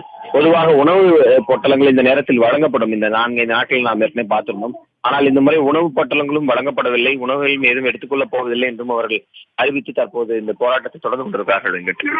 அது உண்ணாவிரதமாக மாறுவது போல தெரிகிறதா செம்மல்? உண்ணாவிரதம் என்று அவர்கள் அறிவித்து ஒரு இதை செய்யவில்லை. ஆனால் 5-6 நாட்களாக இந்த பகுதியிலிருந்து செய்தி சேகரித்த முறையில் சில காட்சிகள் தினசரியாக நிகழ்வதை நாம் பார்த்திருக்கிறோம். அதில் ஒன்று, தவறாமல் இரவு 8 மணிக்கு மேலானால் உடனடியாக இரவு உணவு இந்த பகுதியில் இருக்கக்கூடிய அனைவருக்கும் கொண்டு வரப்படும். ஆனால் இந்த முறை அப்படி எதுவும் கொண்டு வரப்படவில்லை. கொண்டு வரப்பட்ட உணவுகளும் வேண்டாம் என்று அவர்கள் அங்கே வைத்து விட்டார்கள். இந்த கூட்டம் களைய வேண்டாம் என்கிற அடிப்படையில் அவர்கள் அந்த முடிவை எடுத்திருப்பதாக தெரிய வருகிறது. ஆனால் யாரையும் உண்ணாவிரதம் இருங்கள் என்று அவர்கள் கட்டாயப்படுத்தவில்லை. ஒரு சிலர் சென்று அதை உணவருந்து விட்டு வரக்கூடிய சூழல் இருந்தாலும் பெரும்பான்மையாக அப்படி ஒரு நிலையை எடுத்திருப்பதாகவே அறிய வருகிறோம். இப்ப முதலமைச்சர் இவ்வளவு சொல்லி இருக்கிறாரே, அவசர சட்டம் என்பது இன்றைக்கும் நாளைக்கும் தான் அவசர சட்டம், நாளை மறுநாளே சட்டமன்றம் கூடவிருக்கிறது, அது நிரந்தர சட்டமாக ஆகப் போகிறது என்று இவ்வளவு நெருக்கமான சாத்தியக்கூறுகள் இருக்கிறது. இப்பொழுதும் அவர்கள் அந்த 100% நம்பிக்கை என்பதை எட்டாமல் இருப்பதற்கு என்ன காரணம்? 2-3 விஷயங்கள் நாம் இதை சொல்லலாம். ஏனெனில் அவசர சட்டம் என்பது கடந்த முறை பாரதிய ஜனதா அரசு பொறுப்பேற்ற பிறகு ஒரு முறை அவசர சட்டத்தை பிறப்பித்தது. அப்போது அவசர சட்டத்தை நம்பி வாடிவாசல் தயார் செய்யப்பட்டது, காளைகள் தயார் செய்யப்பட்டு ஏற்பாடுகள் செய்யப்பட்டன. ஆனால் திடீரென நீதிமன்றத்தில் வழக்கு சென்று அதற்கு தடை வந்த காரணத்தால் அந்த அனுபவம் இந்த மக்கள் மத்தியில் அவசர சட்டம் என்கிற வார்த்தைக்கு ஒரு மிகப்பெரிய அச்சத்தை உண்டாக்கி இருக்கிறது. ஆனால் இவர்கள் இந்த போராட்டத்தின் தொடக்கம் முதலே வழக்கு மன்றங்களுக்கு சென்றால் கூட ஜல்லிக்கட்டை தடை செய்ய முடியாத ஒரு நிரந்தர ஏற்பாடு வேண்டும் என்று தொடர்ச்சியாக அவர் சொல்லி வந்தார்கள். அந்த அடிப்படையில் தற்போது மீண்டும் தமிழக அரசு அவசர சட்டம் என்ற வார்த்தையை சொல்லி அது பின்னர் நிரந்தர சட்டமாக மாற்றப்படும் என்று சொல்லக்கூடிய அந்த நிகழ்விற்கு போதுமான அளவு நம்பகத்தன்மையை இன்னும் அது பெறவில்லை என்பதைத்தான் களத்தில் பார்க்க முடிகிறது. இதுல நீங்கள் சொல்கிற அந்த கருத்தோடு இருப்பவர்கள் ஒட்டுமொத்த திரளுமே ஒரே கருத்தோடு இருக்கிறார்களா, அல்லது ஒரு சிறிய சலசலப்போ அல்லது எதிர் கருத்துக்களோ வந்து விவாதித்து பிறகு இந்த முடிவுக்கு வந்திருக்கிறாங்களா? இதற்கு மிக வெளிப்படையாக சொல்ல வேண்டும் என்றால் பெரும்பான்மையினர் என்று சொல்வதை விட 100% அந்த கருத்தோடு தான் இருக்கிறார்கள் என்றுதான் நாம் களத்திலிருந்து தகவல்களை பதிவு செய்ய வேண்டியது இருக்கிறது. ஏனெனில் சிறுவர் முதல் பெரியவர் வரை நிரந்தர சட்டம் என்று சொல்கிறார்கள். இதை நாம் மீண்டும் அலங்காநல்லூரோடு பொருத்தி பார்க்கலாம். ஏனெனில் அலங்காநல்லூர் தான் ஜல்லிக்கட்டோடு மிக மிக நெருக்கமான தொடர்புடையது. ஒரு முறை அவசர சட்டம் பிறப்பிக்கப்பட்டு நாங்கள் நம்பி ஏமாந்திருக்கிறோம் என்ற வார்த்தைகளை அவர்கள் பயன்படுத்துகிறார்கள். அப்படி ஒரு ஏமாற்றத்தை மீண்டும் சந்திக்க தயாராக இல்லை. ஆண்டுதோறும் நடைபெற வேண்டும், அதற்கு நிரந்தர சட்டம் தான் தேவை என்கிறார்கள். அரசு சொல்லக்கூடிய அவசர சட்டத்திற்கும் அது நிரந்தர சட்டமாக மாறக்கூடிய அந்த கால இடைவெளியை இவர்கள் ஒரு அச்சமாக பார்க்கிறார்கள். இந்த அச்சம் தெளிவுபடுத்தப்படும் வரை இந்த போராட்டம் தொடரும் என்பது நம்மளுடைய பார்வையாக இருக்கிறது. மீண்டும் இணைப்புக்கு வருகிறேன் செம்மல். தமிழர்களின் பாரம்பரிய அடையாளமாக கருதப்படும் ஜல்லிக்கட்டுக்கு ஆதரவு தெரிவித்து இந்தியா மட்டுமல்ல உலகம் முழுவதிலும் உள்ள தமிழர்கள் குரல் கொடுத்து வருகின்றனர். ஜல்லிக்கட்டுக்கு ஆதரவாக மலேசியா வாழ் தமிழர்களும் குரல் கொடுத்து வருகின்றனர். உடனடியாக ஜல்லிக்கட்டை நடத்தக் கோரி மலேசிய தமிழர்கள் குவாலாலம்பூரில் உள்ள இந்திய தூதரகத்தில் மனு ஒன்றை அளித்தனர். தமிழர்களின் பாரம்பரிய உரிமையை காப்பதற்கான முயற்சி என்பதால் தமிழகத்தில் நடைபெற்று வரும் போராட்டத்திற்கு ஆதரவு தெரிவிப்பது தங்களது தார்மீக கடமை என்று மலேசிய தமிழர்கள் தெரிவித்துள்ளனர். அமெரிக்காவின் சிகாகோ நகரிலும் ஜல்லிக்கட்டுக்கு ஆதரவு தெரிவித்து போராட்டம் நடைபெற்றது. ஜல்லிக்கட்டுக்கு ஆதரவான முழக்கங்களை எழுப்பிய அவர்கள் தமிழ் பாரம்பரியத்தை காக்க வேண்டும் என்று வலியுறுத்தினர். இதில் ஏராளமான தமிழர்கள் பங்கேற்று தங்கள் ஆதரவை தெரிவித்தனர். பிரான்ஸ் தலைநகர் பாரிஸில் கூடிய பிரிட்டன் வாழ் தமிழர்கள் ஜல்லிக்கட்டுக்கு ஆதரவாகவும் பீட்டாவிற்கு எதிராகவும் முழக்கங்களை எழுப்பினர். ஜல்லிக்கட்டை நடத்த தேவையான நடவடிக்கைகளை இந்திய அரசும் தமிழக அரசும் எடுக்க வேண்டும் என்றும் அவர்கள் வலியுறுத்தினர். ஜல்லிக்கட்டுக்கு அனுமதி கோரி போராடி வரும் தமிழக இளைஞர்களுக்கு துபாய் தமிழ் குடும்பத்தினரும் ஆதரவு தெரிவித்துள்ளனர். அங்கு வீதிகளில் இறங்கி போராட அனுமதி மறுக்கப்பட்டிருப்பதால் தங்கள் இல்லங்களிலேயே ஒன்று கூடி ஜல்லிக்கட்டுக்கு ஆதரவான முழக்கங்களை எழுப்பினர். எந்தவித தடையுமின்றி ஜல்லிக்கட்டை நடத்த வேண்டும் என கோரி ஆஸ்திரேலியாவிலும் தமிழர்கள் ஆர்ப்பாட்டம் செய்தனர். குயின்ஸ்லாந்து மாநிலத்தில் உள்ள பிரிஸ்பன் நகரில் கூடிய ஏராளமான ஆஸ்திரேலியா வாழ் தமிழர்கள் ஜல்லிக்கட்டுக்கு ஆதரவாக முழக்கங்களை எழுப்பினர். பீட்டா அமைப்பை தடை செய்ய வேண்டும் என்றும் அவர்கள் வலியுறுத்தினர். ஆஸ்திரேலிய தமிழர்கள் மட்டுமல்லாமல் பாகிஸ்தான் நாட்டவரும் இந்த ஆர்ப்பாட்டத்தில் பங்கேற்றனர். சவுதி அரேபிய தலைநகர் ரியாதில் ஜல்லிக்கட்டுக்கு ஆதரவு தெரிவித்து போராட்டம் நடைபெற்றது. சவுதி அரேபியாவில் வசிக்கும் ஏராளமான தமிழர்கள் இந்த போராட்டத்தில் பங்கேற்றார்கள். பீட்டா அமைப்பை தடை செய்ய வேண்டும் என்று உரத்த முழக்கங்களை எழுப்பிய அவர்கள் தமிழகத்தில் நடைபெறும் போராட்டங்களுக்கு கடல் கடந்த தமிழர்களின் ஆதரவு எப்போதும் உண்டு என்று தெரிவித்தனர். சவுதி அரேபியாவின் முக்கிய நகரங்களான தமாம், ஜெத்தா ஆகியவற்றிலும் போராட்டங்கள் நடைபெற்றன.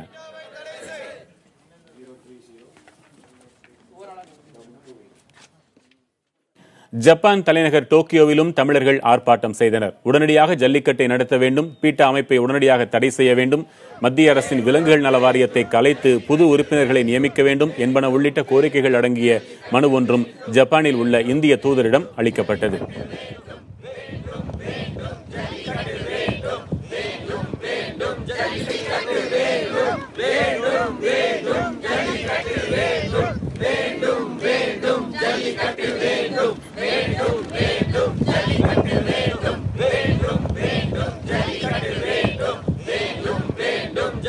ஜல்லிக்கட்டுக்கான அவசர சட்டம் குறித்து மக்கள் அச்சப்பட தேவையில்லை என்று முதல்வர் ஓ பன்னீர்செல்வம் தெரிவித்துள்ளார். தமிழகத்தினுடைய நம்முடைய உரிமையான பாரம்பரியமான ஜல்லிக்கட்டு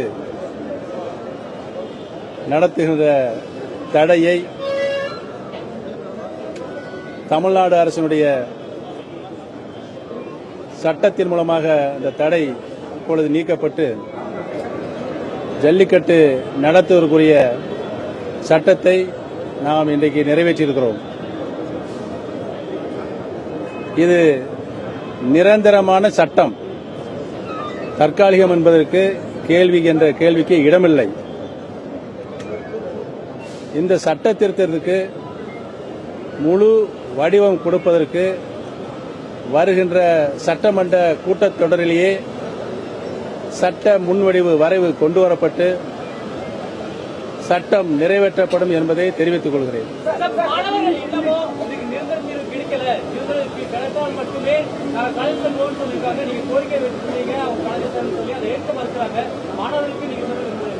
மாணவர்களுக்கும் மாணவ செல்வங்களுக்கும் இளைஞர்களுக்கும் பொதுமக்களுக்கும் நான் உறுதிபட கூறுகிறேன், இது நிரந்தர சட்டம். நாம் இப்பொழுது கொண்டு வந்திருக்கின்ற சட்ட திருத்தத்தை முழு சட்ட வடிவமாக்குவதற்கு 6 மாத கால அவகாசம் இருக்கிறது. அதற்கெல்லாம் நாம் காத்திராமல் வருகின்ற சட்டமன்ற கூட்டத்தொடரிலேயே சட்ட முன்வடிவு வரைவு கொண்டுவரப்பட்டு சட்டம் உறுதியாக கொண்டு வரப்படும் என்பதை தெரிவித்துக் கொள்கிறேன். போராட்டம் தொடர்ந்து நடைபெற்றால் அரசுடைய செயல்பாடு எப்படி சாத்தியம்? தமிழகம் முழுவதும் நடைபெறும். மாணவ செல்வங்களும் இளைஞர்களும் பொதுமக்களும்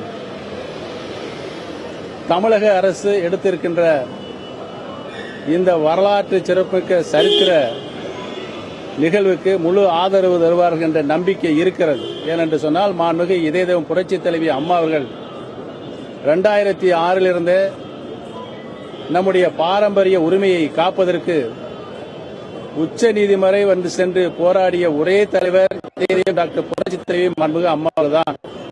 அனைத்து இந்திய அண்ணா திராவிட முன்னேற்ற கழகத்தினுடைய கழக பொதுச் செயலாளர் மாண்புமிகு சின்னம்மா அவர்களும் பாரத பிரதமர்களுக்கு பலமுறை கடிதத்தின் மூலமாக இந்த சட்டத்தினை வலியுறுத்தி இருக்கின்றார்கள். மாண்புமிகு பாரத பிரதமர் அவருடைய உறுதுணையுடன் ஒத்துழைப்புடன் இந்த சட்டம் முழுமையாக நிறைவேற்றப்பட்டிருக்கிறது என்பதை நான் தெரிவித்துக் கொள்கின்றேன். பாரத பிரதமர்களுக்கு எங்களுடைய நன்றியும் ஏற்கனவே தெரிவித்திருக்கின்றேன். இதற்கும் நன்றி. இந்த போராட்டம் அறவழி போராட்டமாக மாணவர்கள், இளைஞர்கள், பொதுமக்கள் சட்டம் ஒழுங்கு கெட்டுவிடாமல் முழு ஒத்துழைப்புடன் இந்த போராட்டத்தை நடத்தியிருக்கின்றார்கள். தமிழக மக்களுடைய கட்டுப்பாட்டினை இது வெளிப்படுத்துவதாக இருக்கிறது. ஆகவே இளைஞர்களுக்கும், மாணவர்களுக்கும், பொதுமக்களுக்கும் தமிழக அரசின் சார்பாக நான் நன்றி கூற கடமைப்பட்டிருக்கின்றேன். நன்றி, நன்றி, நன்றி. வணக்கம். இதற்கு போராட்டக்காரர்கள் வந்து ஆதரவு தர மறுக்கிறார்கள். அப்படி ஆதரவு மறுக்கும் பட்சத்தில் தமிழக சார்பாக எப்படி ஜல்லிக்கட்டு நடத்த முடியும்? நாளை காளைகள் முழுமையாக அலங்காநல்லூர் வந்து சேரும். வாடிவாசல் திறக்கப்படும். வாடிவாசலிருந்து காளைகள் துள்ளி குதித்து வெளியே வரும் என்ற காட்சியை நீங்கள் காணப்போகிறீர்கள். ஆஸ்திரேலியாவில் அந்த கடற்கரையோரம் இருக்கக்கூடிய பூர்வகுடிகள் சில பேர் அவர்கள் ஏதோ ஒரு வெள்ளை நிறத்தில் ஒன்று சாம்பல் போன்ற ஒன்றை பூசிக்கொள்வார்கள். அவர்களையும் நம் நெல்லை தமிழர் ஒரு நீர் பூசிய நெல்லை தமிழர் ஒருவரின் பக்கத்தில் வைத்தால் ஒரு வேறுபாடும் தெரியாது. என்றால் இன்றைக்கு மட்டும் சென்ற தமிழர்கள் அல்ல, அவர்கள் பூர்வகுடிகள் உலகமெங்கும் இருந்து கொண்டிருக்கிறார்கள். அவருடைய பண்பாடும் நம் பண்பாடும் ஒன்றே. ஆக இந்த உலகம் முழுவதும் சேர்ந்து போராடுகிறது என்றாலும் கூட அது மிகையல்ல. அப்படித்தானே நீங்க பாத்தீங்க? நிச்சயமா நீங்க எல்லா அவனுடைய பழக்க வழக்கங்களே சில பேருக்கு நம்மளால ஒத்து போகுதுங்க. அதெல்லாம் உணர்ந்து போனவங்க சொல்றாங்களே. இப்போ காளை மாடுனா என்னன்னு ஒரு மாநகரத்தில் பிறந்த குழந்தைக்கு அழகா தெரியுது. அல்ல ஜல்லிக்கட்டு காளைனா என்னன்னு தெரியுது. அந்த விளையாட்டு என்ன, அது நாட்டு மாடுகளின் பாரம்பரியம் என்ன, இதை இழந்தால் எதை இழப்போம் எல்லாமே தெரிஞ்சது. ஆக இதற்கு தடை விதித்தவர்களுக்கு கோடான கோடி நன்றி தான் நம்ம தெரிவிக்கணும் இல்லையா? தெரியாது. இவ்வளவு பெரிய ஒரு கிளர்ச்சி, இவ்வளவு பெரிய மக்கள் போராட்டம், இவ்வளவு பெரிய மக்கள் விழிப்புணர்வு, நம்மளோட கலாச்சாரம், நம்ம அடையாளம், நம்ம பண்பாடு, இதை 10 வருஷமா கத்திக்கிட்டே இருந்தோம். நம்ம தொடர்ந்து அமைப்புகள் சார்பா நம்ம கலாச்சாரத்தை இழக்கிறோம், நம்ம பண்பாடை இழக்கிறோம், நம்மளோட மத நம்பிக்கையை இழந்துகிட்டு இருக்கிறோம், மத வழிபாடு குறைஞ்சிருச்சு, கோவிலில் திருவிழாக்கள் இல்லை, இது எதையுமே செவிசாய்க்கல. ஸோ நம்ம தொடர்ந்து வலியுறுத்திக்கிட்டே தான் வந்தோம். பட் அதை எதையுமே அவங்க செவிசாய்க்கல. செவிசாய்க்கக்கூடிய நேரம் வந்துக்கிட்டே இருந்துச்சு. நாங்களும் எதிர்பார்த்துக்கிட்டே இருந்தோம். 2017 ஜனவரி 8 அதுக்கு ஒரு விடிவு காலமாக பிறந்துச்சுன்னு தான். சுதந்திரம் கிடைச்சது 1947 இருந்தாலும் இன்னைக்கு ஜல்லிக்கட்டுக்கு சுதந்திரம் கிடைச்சதுன்னு எடுத்துக்கிட்டோம் அப்படின்னா அது 2017 ஜனவரி 8 தான் சொல்லணும். இன்னைக்கு கூட சொல்லக்கூடாது.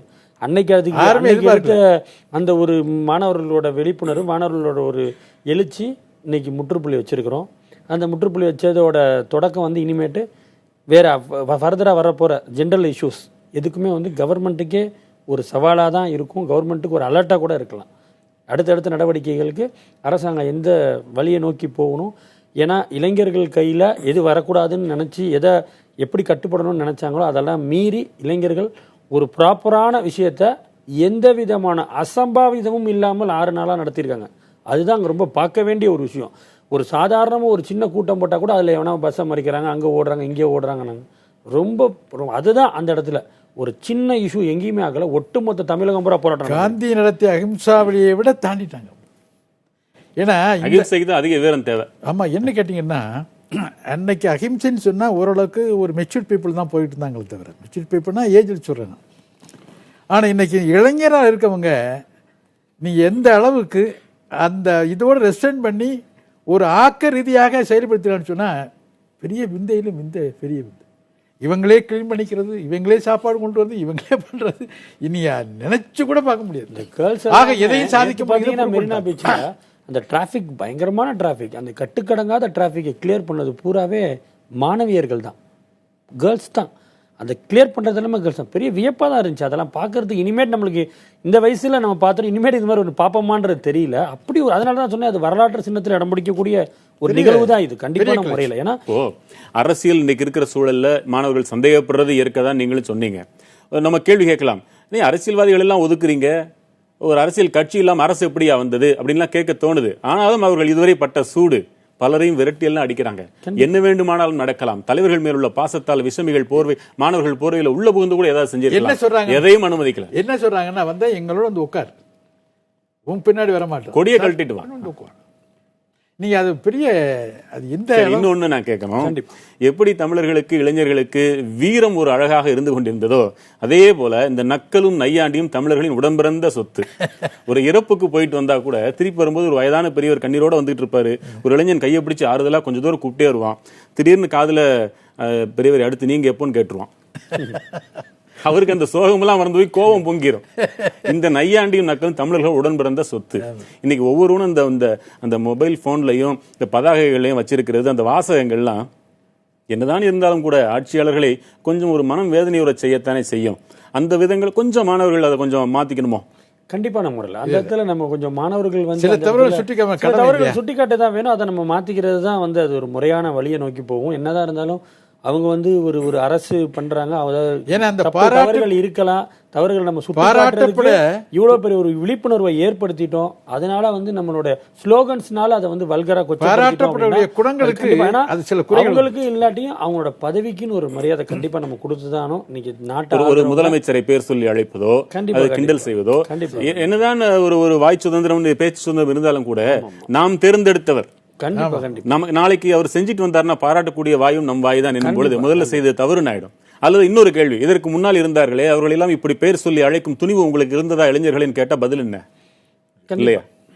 பதில் இல்ல, அதுதான் உண்மை, பதில் இல்ல. அதாவது மேபி அப்ப இந்த மாதிரி ஒரு புரட்சி வெடிக்கிறதுக்கு வாய்ப்புகள் வந்திருக்குமான்னு தெரியல.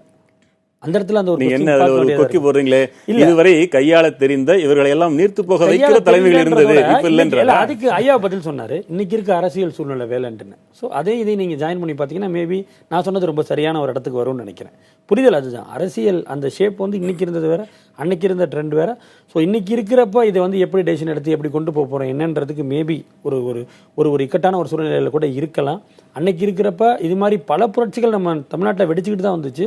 பல இந்த டாஸ்மாக் பிரச்சனை, மதுக்கடைகளும் கூட சொல்லி இது மதிப்புக்குரிய வைகோ அவர்கள் கூட கிட்டத்தட்ட துப்பாக்கி சூடு நடக்கிற அளவு கூட எல்லாம் போராட்டங்கள் வெடிச்சிச்சு. பட் அதெல்லாம் ஒரு பெரிய கொந்தளிப்பு இல்லை.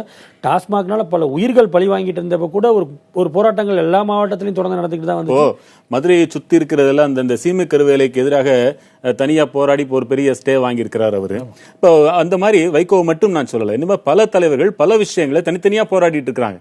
அவர்களுக்கெல்லாம் இளைஞர்கள் துணை நின்றால் எவ்வளவு பெரிய வெற்றிகளை பெற்றிருக்கலாம் அப்படின்னு அவங்களுக்கு ஏக்கம் இருக்கும் இல்லையா? அதை மாணவர்கள் இனியில் தொடர்வார்கள் நினைக்கிறீங்க? 100% தொடர்வார்கள். இதுதான் சொல்றேன். இது வந்து எல்லா விஷயத்திலையும் நடக்கக்கூடிய சின்ன சின்ன இல்லீகல் விஷயங்கள் எல்லாமே பயந்துருவாங்க. ஒரு சாதாரணமா ஒரு ரேஷன் கடைக்கு போறோம், அதுல அந்த சக்கரை போடுறதுல ஒரு சின்ன ஊழல் பண்றாப்புலன்னா இனிமேட் பண்ண மாட்டாப்புல. கிட்டத்தட்ட இந்தியன் படம் மாதிரி தான். இந்தியன் தாத்தா வந்துருவாங்கன்னு சொன்னது போக இனிமேட்டே எப்போ பசங்க வந்துருவாங்க பார்த்து எல்லாம் கவனமா செய்யுங்க. ஒரு இடத்துல கண்டிப்பான முறை அந்த மாதிரி ஒரு தீர்வு கிடைச்சிருச்சு. இதுக்கு உண்மைதான்.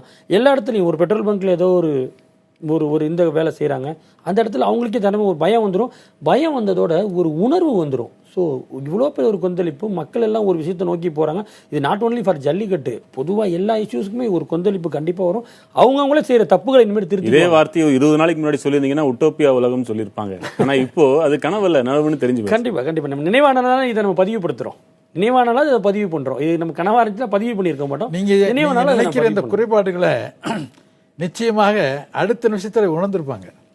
அந்த பக்குவம் இருக்கு அவங்களுக்கு. அதனால நம்ம சொல்லித்தான் திருந்த வேண்டிய அவசியம் இல்லை, அவங்களே திருந்திடுவாங்க. அவங்களே சில குறைகள் இருக்கிறத உணர்ந்துருவாங்க.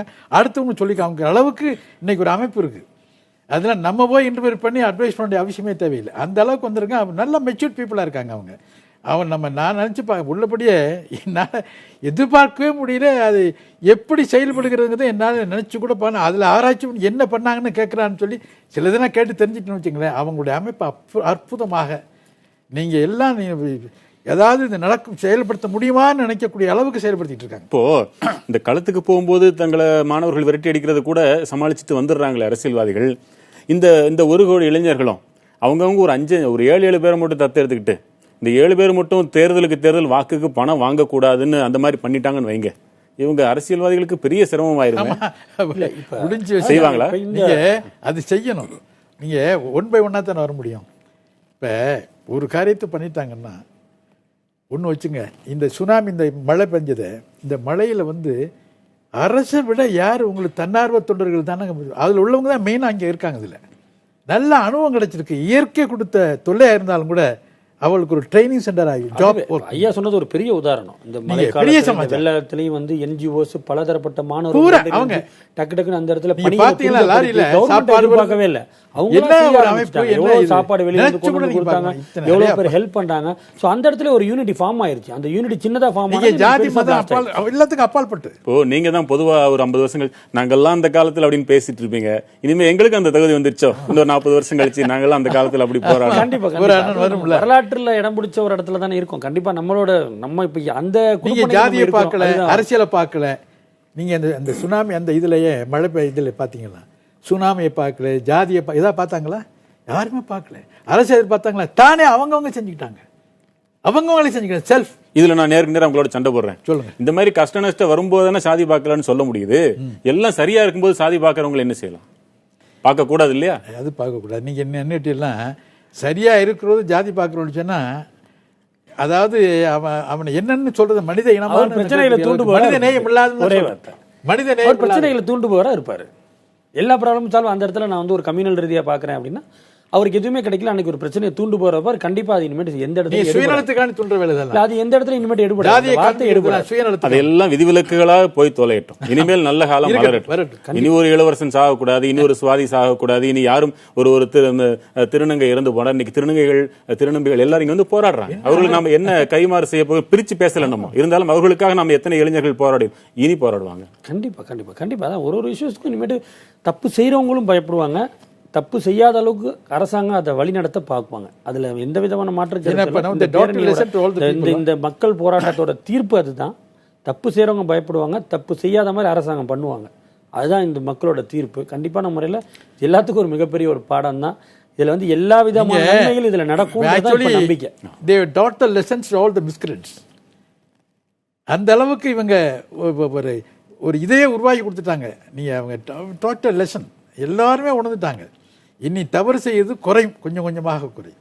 ஒரே நேரத்தை ஒன் ஸ்லாட் பண்ணி. எனக்கு இன்னொரு கேள்வி, டெல்லி இனிமே தன் பார்வையை மாத்திக்குமா?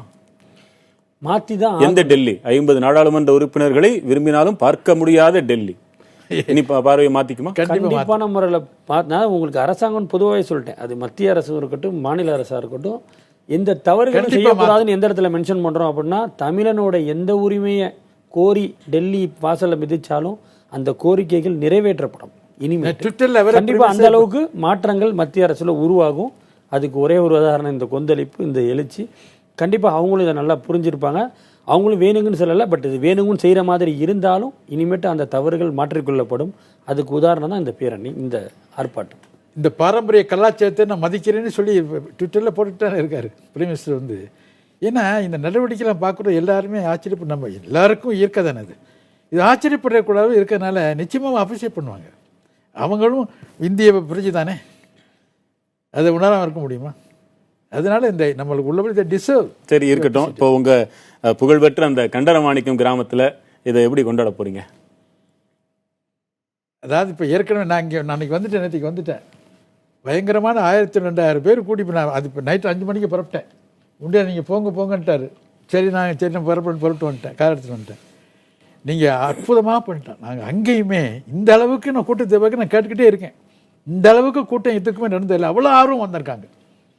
நீங்கள் இந்த அளவுக்கு இது வரைக்கும் எங்கள் ஊரில் இந்த மாதிரி ஒரு பொது காரியத்துக்கு செயல்பட்ட இடம் இப்போ வந்துட்டாங்க.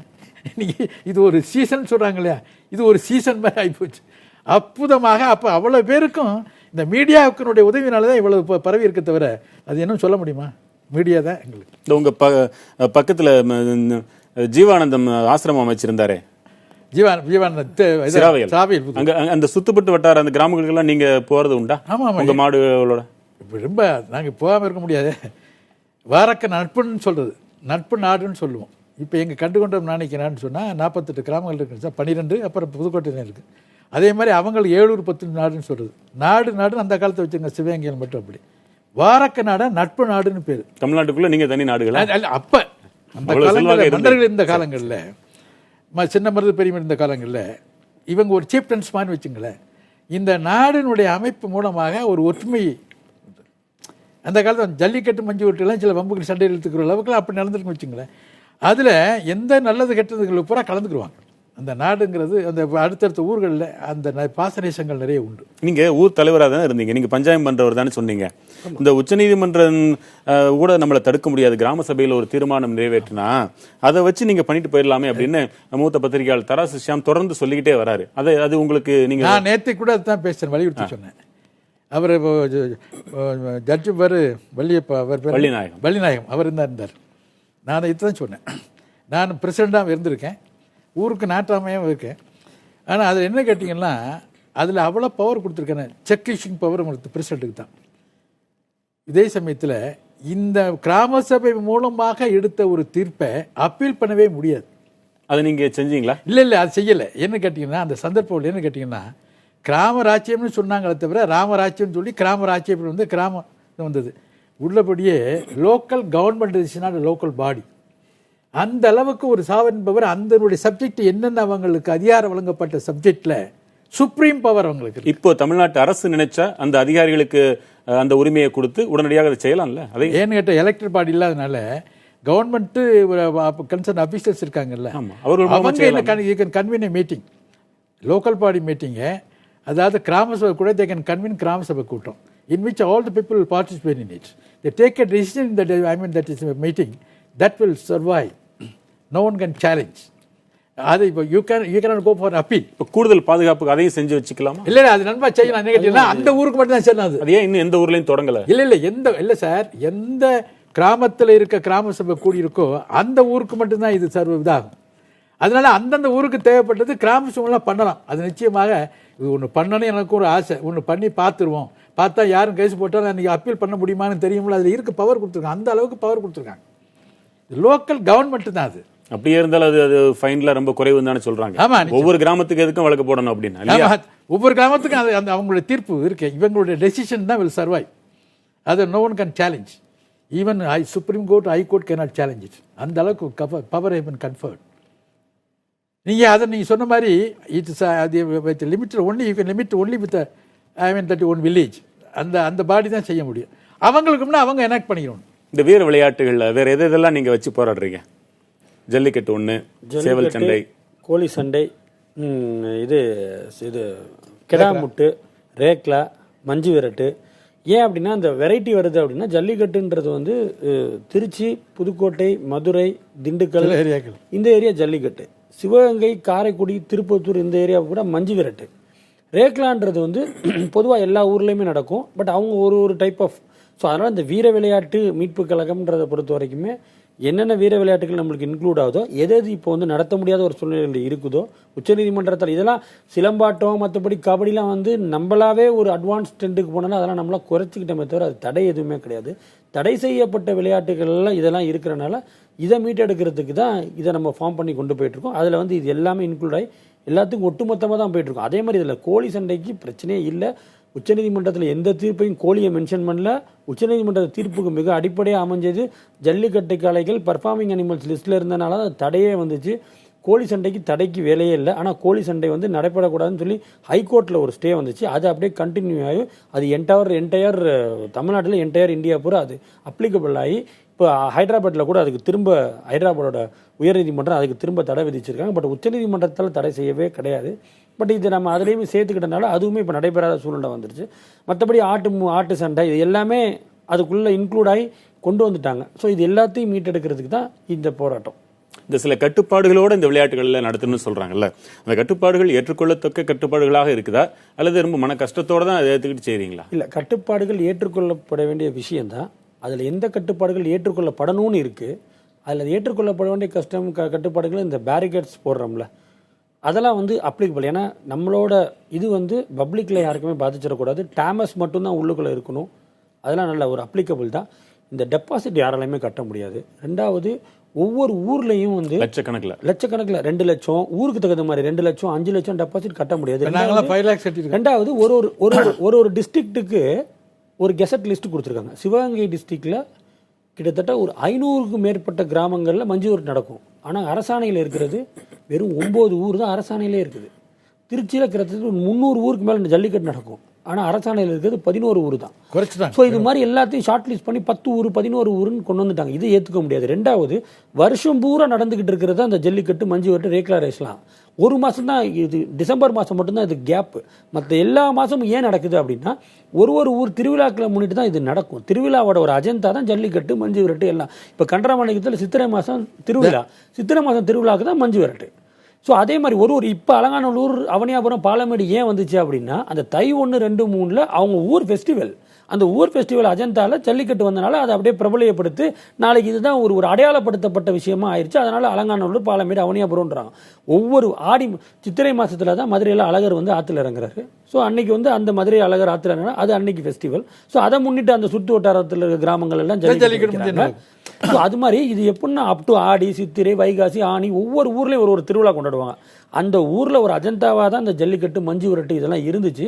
ஸோ அது அப்படியே கண்டினியூ ஆகி வந்ததை வந்து என்ன பண்ணிட்டாங்க, 5 மாதம் தான் நடத்தணும் அப்படின்னு சொல்லி அது ஒரு வழிகாட்டுதல் போட்டாங்க.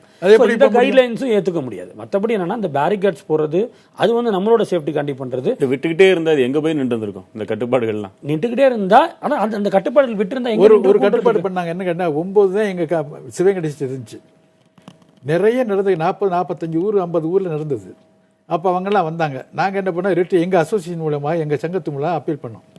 அப்பீல் பண்ண சுப்ரீம் கோர்ட் ஜட்ஜி என்ன சொல்லிட்டாருன்னா, நீங்கள் என்ன அந்த ஊருக்காரர் நடத்த முடியும்னு சொன்னால் அவன் மெட்ராஸில் வந்து அதாவது அந்தந்த டிஸ்ட்ரிக்ட் ஹெட் குவார்ட்டர் கரெக்டர் போய் என்ன கிரீவன்சஸ் நீங்கள் கொடுக்க நாம்சன்ஸ் அப்புறம் நாங்கள் ஃபாலோ பண்ணுறோம், அனுமதி ஒன்று கேட்டு அவன் அதுக்கு நீ ஏன் வர்ற அவனை வர சொல்லிட்டாங்க. நாங்கள் இந்த தீர்ப்பை வச்சுட்டு தீர்ப்பு போட்டு அவங்களே அப்ளை பண்ண சொல்லி வாங்கி இல்லாத வேணும் உருவாக்கி கொடுத்தோம் இப்போ எங்கள் சங்கத்து மூலமாக. அதே மாதிரி இந்த வழிகாட்டுதல் வந்து தொடர்ந்துகிட்டே வந்து அது எங்கே போய் முடிஞ்சிருக்குன்னு சொல்லியிருக்கீங்கல்ல, அது நம்ம ஒரு பயங்கரமான பின்னடைவு அடைஞ்சிட்டோம். 2008க்கு முன்னாடி கிட்டத்தட்ட வந்து தமிழ்நாட்டில் மொத்தம் ஒரு 1500க்கும் மேற்பட்ட இடங்கள்ல இந்த ஜல்லிக்கட்டு மஞ்சு விரட்டு நடந்துகிட்டு இருந்தது. 2014 கடைசி நடந்தது 23 ஊர். 2008 என்கிட்ட டேட்டா இருக்கு. 2008 47 ஊர், 2009 43 ஊர், 2010 36 ஊர், 2011 32. இது மாதிரி படிப்படியாக குறைஞ்சி 2014 வெறும் 23. ஏன் முடியலை அப்படின்னா முதல்லலாம் வந்து 1500 கிராமங்கள் நடந்தது எப்படின்னா ஒவ்வொரு கிராமங்கள்லையும் போய் அவங்களால முடிஞ்சது வெத்தலை பாக்கு வச்சு மாடு அவங்க வீட்டுக்கு வந்துச்சுன்னா ஒரு வேட்டி சட்டை எடுத்து கொடுப்பாங்க, அதுதான் அதுக்கு மரியாதை. இப்போ அப்படி கிடையாது. 5 லட்ச ரூபா நீ டெபாசிட் கட்டணும். உன் ஏரியாவில் உன் ஊரில் பேரிகேட் போகணும்னா அந்த பேரிகேட் செலவு மட்டும் 8 லட்ச ரூபா வருது. பேரிகேட் செலவு மட்டும் 8 லட்ச ரூபா வருது. 8, 5, 13 லட்ச ரூபா ஆச்சு. ஒரு ஜல்லிக்கட்டு நடத்தி முடிக்கணும் 20 லட்ச ரூபா வேணும். ஒரு ஏழை விவசாயி அவன் கோவில் திருவிழா முன்னிட்டு நடத்துகிற அந்த ஜல்லிக்கட்டுக்கு 20 லட்ச ரூபா எப்படி செலவு பண்ண முடியும்? அப்படியும் செலவு பண்ண முன்னெடுத்து ஊர்க்கூட்டம் போட்டு அதை செலவு பண்ணிட்டாங்கன்னு வச்சுங்களேன், அதில் ஏதாவது ஒரு அசம்பாவிதம் அந்த டெபாசிட் பண்ண காசெல்லாம் போய் கேஸ், இதெல்லாம் ஏழை விவசாயிகளால் சமாளிக்க முடியுமா? இப்படிலாம் ஜாதி மதம் பாராம உன் வீட்டுல இருந்து மாடை கொண்டு வா, என் வீட்டுல இருந்து மாடை கொண்டு வா, எல்லாம் ஒற்றுமையா சமத்துவமா கொண்டாடி சமத்துவமா சந்தோஷமா இருந்த ஒரு விளையாட்டு டோட்டலாகவே ஷேப்பே மாறி போய் நீ மட்டும்தான் மாடு கொண்டு வரணும், நான் மட்டும்தான் மாடு கொண்டு வரணும், மாடை 2 பேர் தான் பிடிச்சிட்டு வரணும், மாடை சுதந்திரமாக விடக்கூடாது, இப்படி தான் கொண்டு வரணும், அப்படி தான் கொண்டு வரணும், இப்படி பேரிகேட் போடு, அதை பண்ணு, இந்த ரூல்ஸை பாரு, அந்த ரூல்ஸை பாருன்ட்டுன்னு இந்த கலாச்சாரத்தை அழிச்சேட்டேன். நீங்க நாங்களாம் ஏன் விடாம நடத்திக்கிட்டு இருக்காரு அப்படின்னா அடையாளம் மறைஞ்சிடக்கூடாது. நான் இருக்க வரைக்கும் எதுனாலும் நான் ஃபைட் பண்ணி இன்னும் 10 கேஸ் கூட போடுவேன். ஆனால் நான் நடத்தாம விட மாட்டேன். அந்த ஒரு வெறி, அந்த ஒரு கொள்கை, அதனால தான் இன்னும் அதை விடாம பார்ட்டிசிபேட் பண்ணக்கூடிய மாடுகளும் புல்ஸும் பார்ட்டிசிபேட் பண்ணக்கூடிய அந்த டேமர்ஸ் அந்த மாடுபிடிக்காரங்களும் அதே மாதிரி விசிட்டர்ஸ் ஸ்பெக்டேட்டர்ஸ் இவங்களுக்கு ஆபத்து வராமல் இருப்பது, பாதுகாப்பு கொடுப்பதற்கு இன்ட்ரெஸ்ட் பண்ணி செலவு பண்ணால் நம்ம ஏற்றுக்கொள்ளக்கூடியது. தேவையில்லாமல் ஒரு கற்பனையில் 8 அடி 10 அடி உயரலுக்கு வந்து பேரிகேட் எழுப்பணும் கொள்ளணும், இதெல்லாம் தேவையில்லாத வேலை இல்லையா? எப்படி பாசிபிள்? அதனால இந்த நீதிமன்றங்கள் நீங்க இதுவரைக்கும் ரெஸ்ட்ரிக்ஷன்ஸ் வந்து 78 கண்டிஷன்ஸ் தாங்க முடியாது, பண்ணவே முடியாது. 78 கண்டிஷன்ஸ் எல்லாம் அது ஒரு பெரிய பிரச்சனை வரப்போகுது. சொல்லியிருக்கேன். இப்ப இதுக்கு பிறகு அது ஒரு பெரிய பிரச்சனை வரப்போகுது. செயல்படுத்துறங்கிறது சிலது நாங்கெல்லாம் பார்த்தா இனிமேல் வந்து தாங்க முடியாது. எவ்வளவு இந்த ஆர்டினன்ஸ் கொண்டு வராங்கல்ல, இந்த ஆர்டினன்ஸ்ல அது எது எடுக்கப்பட்டிருக்குன்றது மிகப்பெரிய ஒரு கேள்விக்குறி நாளைக்கு இருக்குது. இது எல்லாத்தையும் திரும்ப அவங்க ஏத்துக்கணும். இப்போ நாங்களே இப்போ நான் ஒரு அமைப்பு சார்பாக இருக்கோம், திரும்ப அதே மாதிரி டெபாசிட்டை கட்டு அப்படின்னா எங்களால் முடியாது. இவங்க பேர் பண்ணிக்க, கவர்மெண்ட் பேர் பண்ணிக்கங்க. கவர்மெண்ட் இந்த விஷயத்தை பேர் இத்தனை நாள் நீங்க அந்த பணத்தை எப்படி சமாளிச்சீங்க? நீங்க தனி ஒரு நபராவே ஊர் பெரியவரே போட்டுருவீங்களா இல்லது? இல்ல அவங்க வரி கொடுப்பாங்க, கோயிலுக்குன்னு சொல்லி வரி கமிட்டி தான். 5 லட்சம்னா சிரமம் தான் இல்லையா? 5 லட்சமா அது கூட செலவு இருக்கு. பேரிகேட் செலவு வருது, அதுல 2 லட்சம் 8 லட்சத்துக்கு வந்துடும். 8 பேரிகேட் செலவே 6 லட்சம் வந்துடும். 7 லட்சம் அப்புறம் எல்லாம் ப்ரொடெக்ஷன் செலவு, சாப்பாடு, மத்த அதிகாரிகள் பொறுப்பு எல்லாத்துக்கும் எவ்வளவு செலவு? போலீஸ் அபிஷியல்ஸ் அதிகாரிகள் அதை விடுங்க, 200 பேர்கிட்ட அன்னைக்கு அதிகாரிகள் மட்டும் இருப்பாங்க.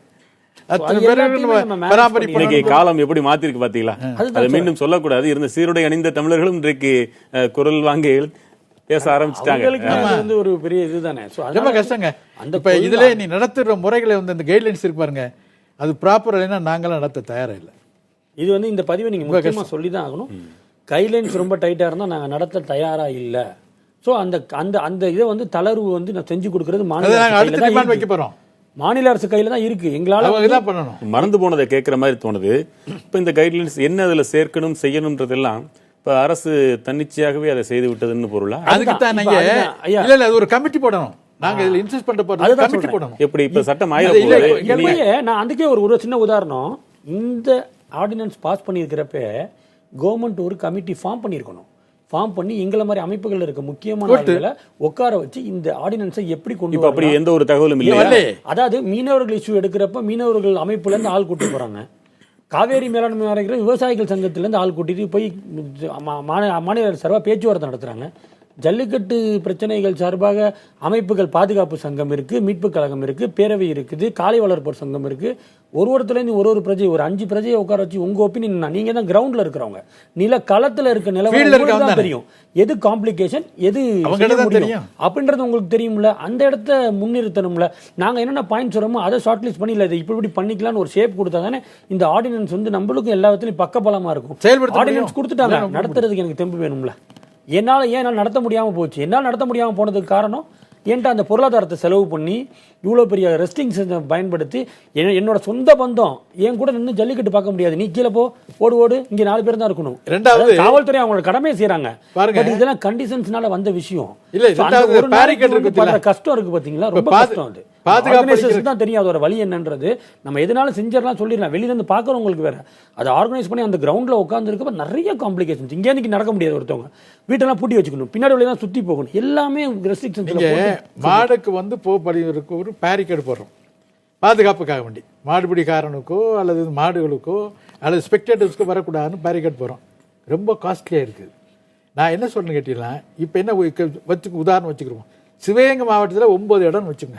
இந்த 9 இடத்துக்கு ஒரு பேரிகேடு ரெடிமேடா தயார் பண்ணி இதுக்கு கவர்மெண்ட்டே ஏத்துக்கலாம். அதை சொல்ல போனா நீங்க 4 ஒரு பங்கு கொடுங்கன்னா கூட நாங்கள் தயாரா இருக்கோம். ஏன்னா எங்களால் முழுசா தாங்க முடியல.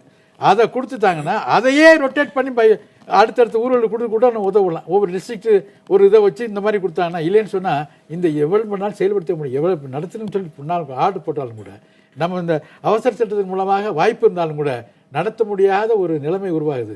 அதுக்கு ஒரு வேதனை இருக்கு. அந்த ஒரு வேதனை கண்டிப்பா இந்த இடத்துல இருக்கு. அதை நாங்க கண்டிப்பா பதிவு பண்ணி தான் வரோம். ஏன்னா நாங்க ஒரு தடவை சந்திக்கிறோம். ஒண்ணு இல்ல, நாளைக்கு இந்த அலங்காநல்லூர் ஜல்லிக்கட்டில விதிமுறைகள் எப்படி கடைபிடிக்க போகிறதுன்னு நீங்களுமே பாருங்க.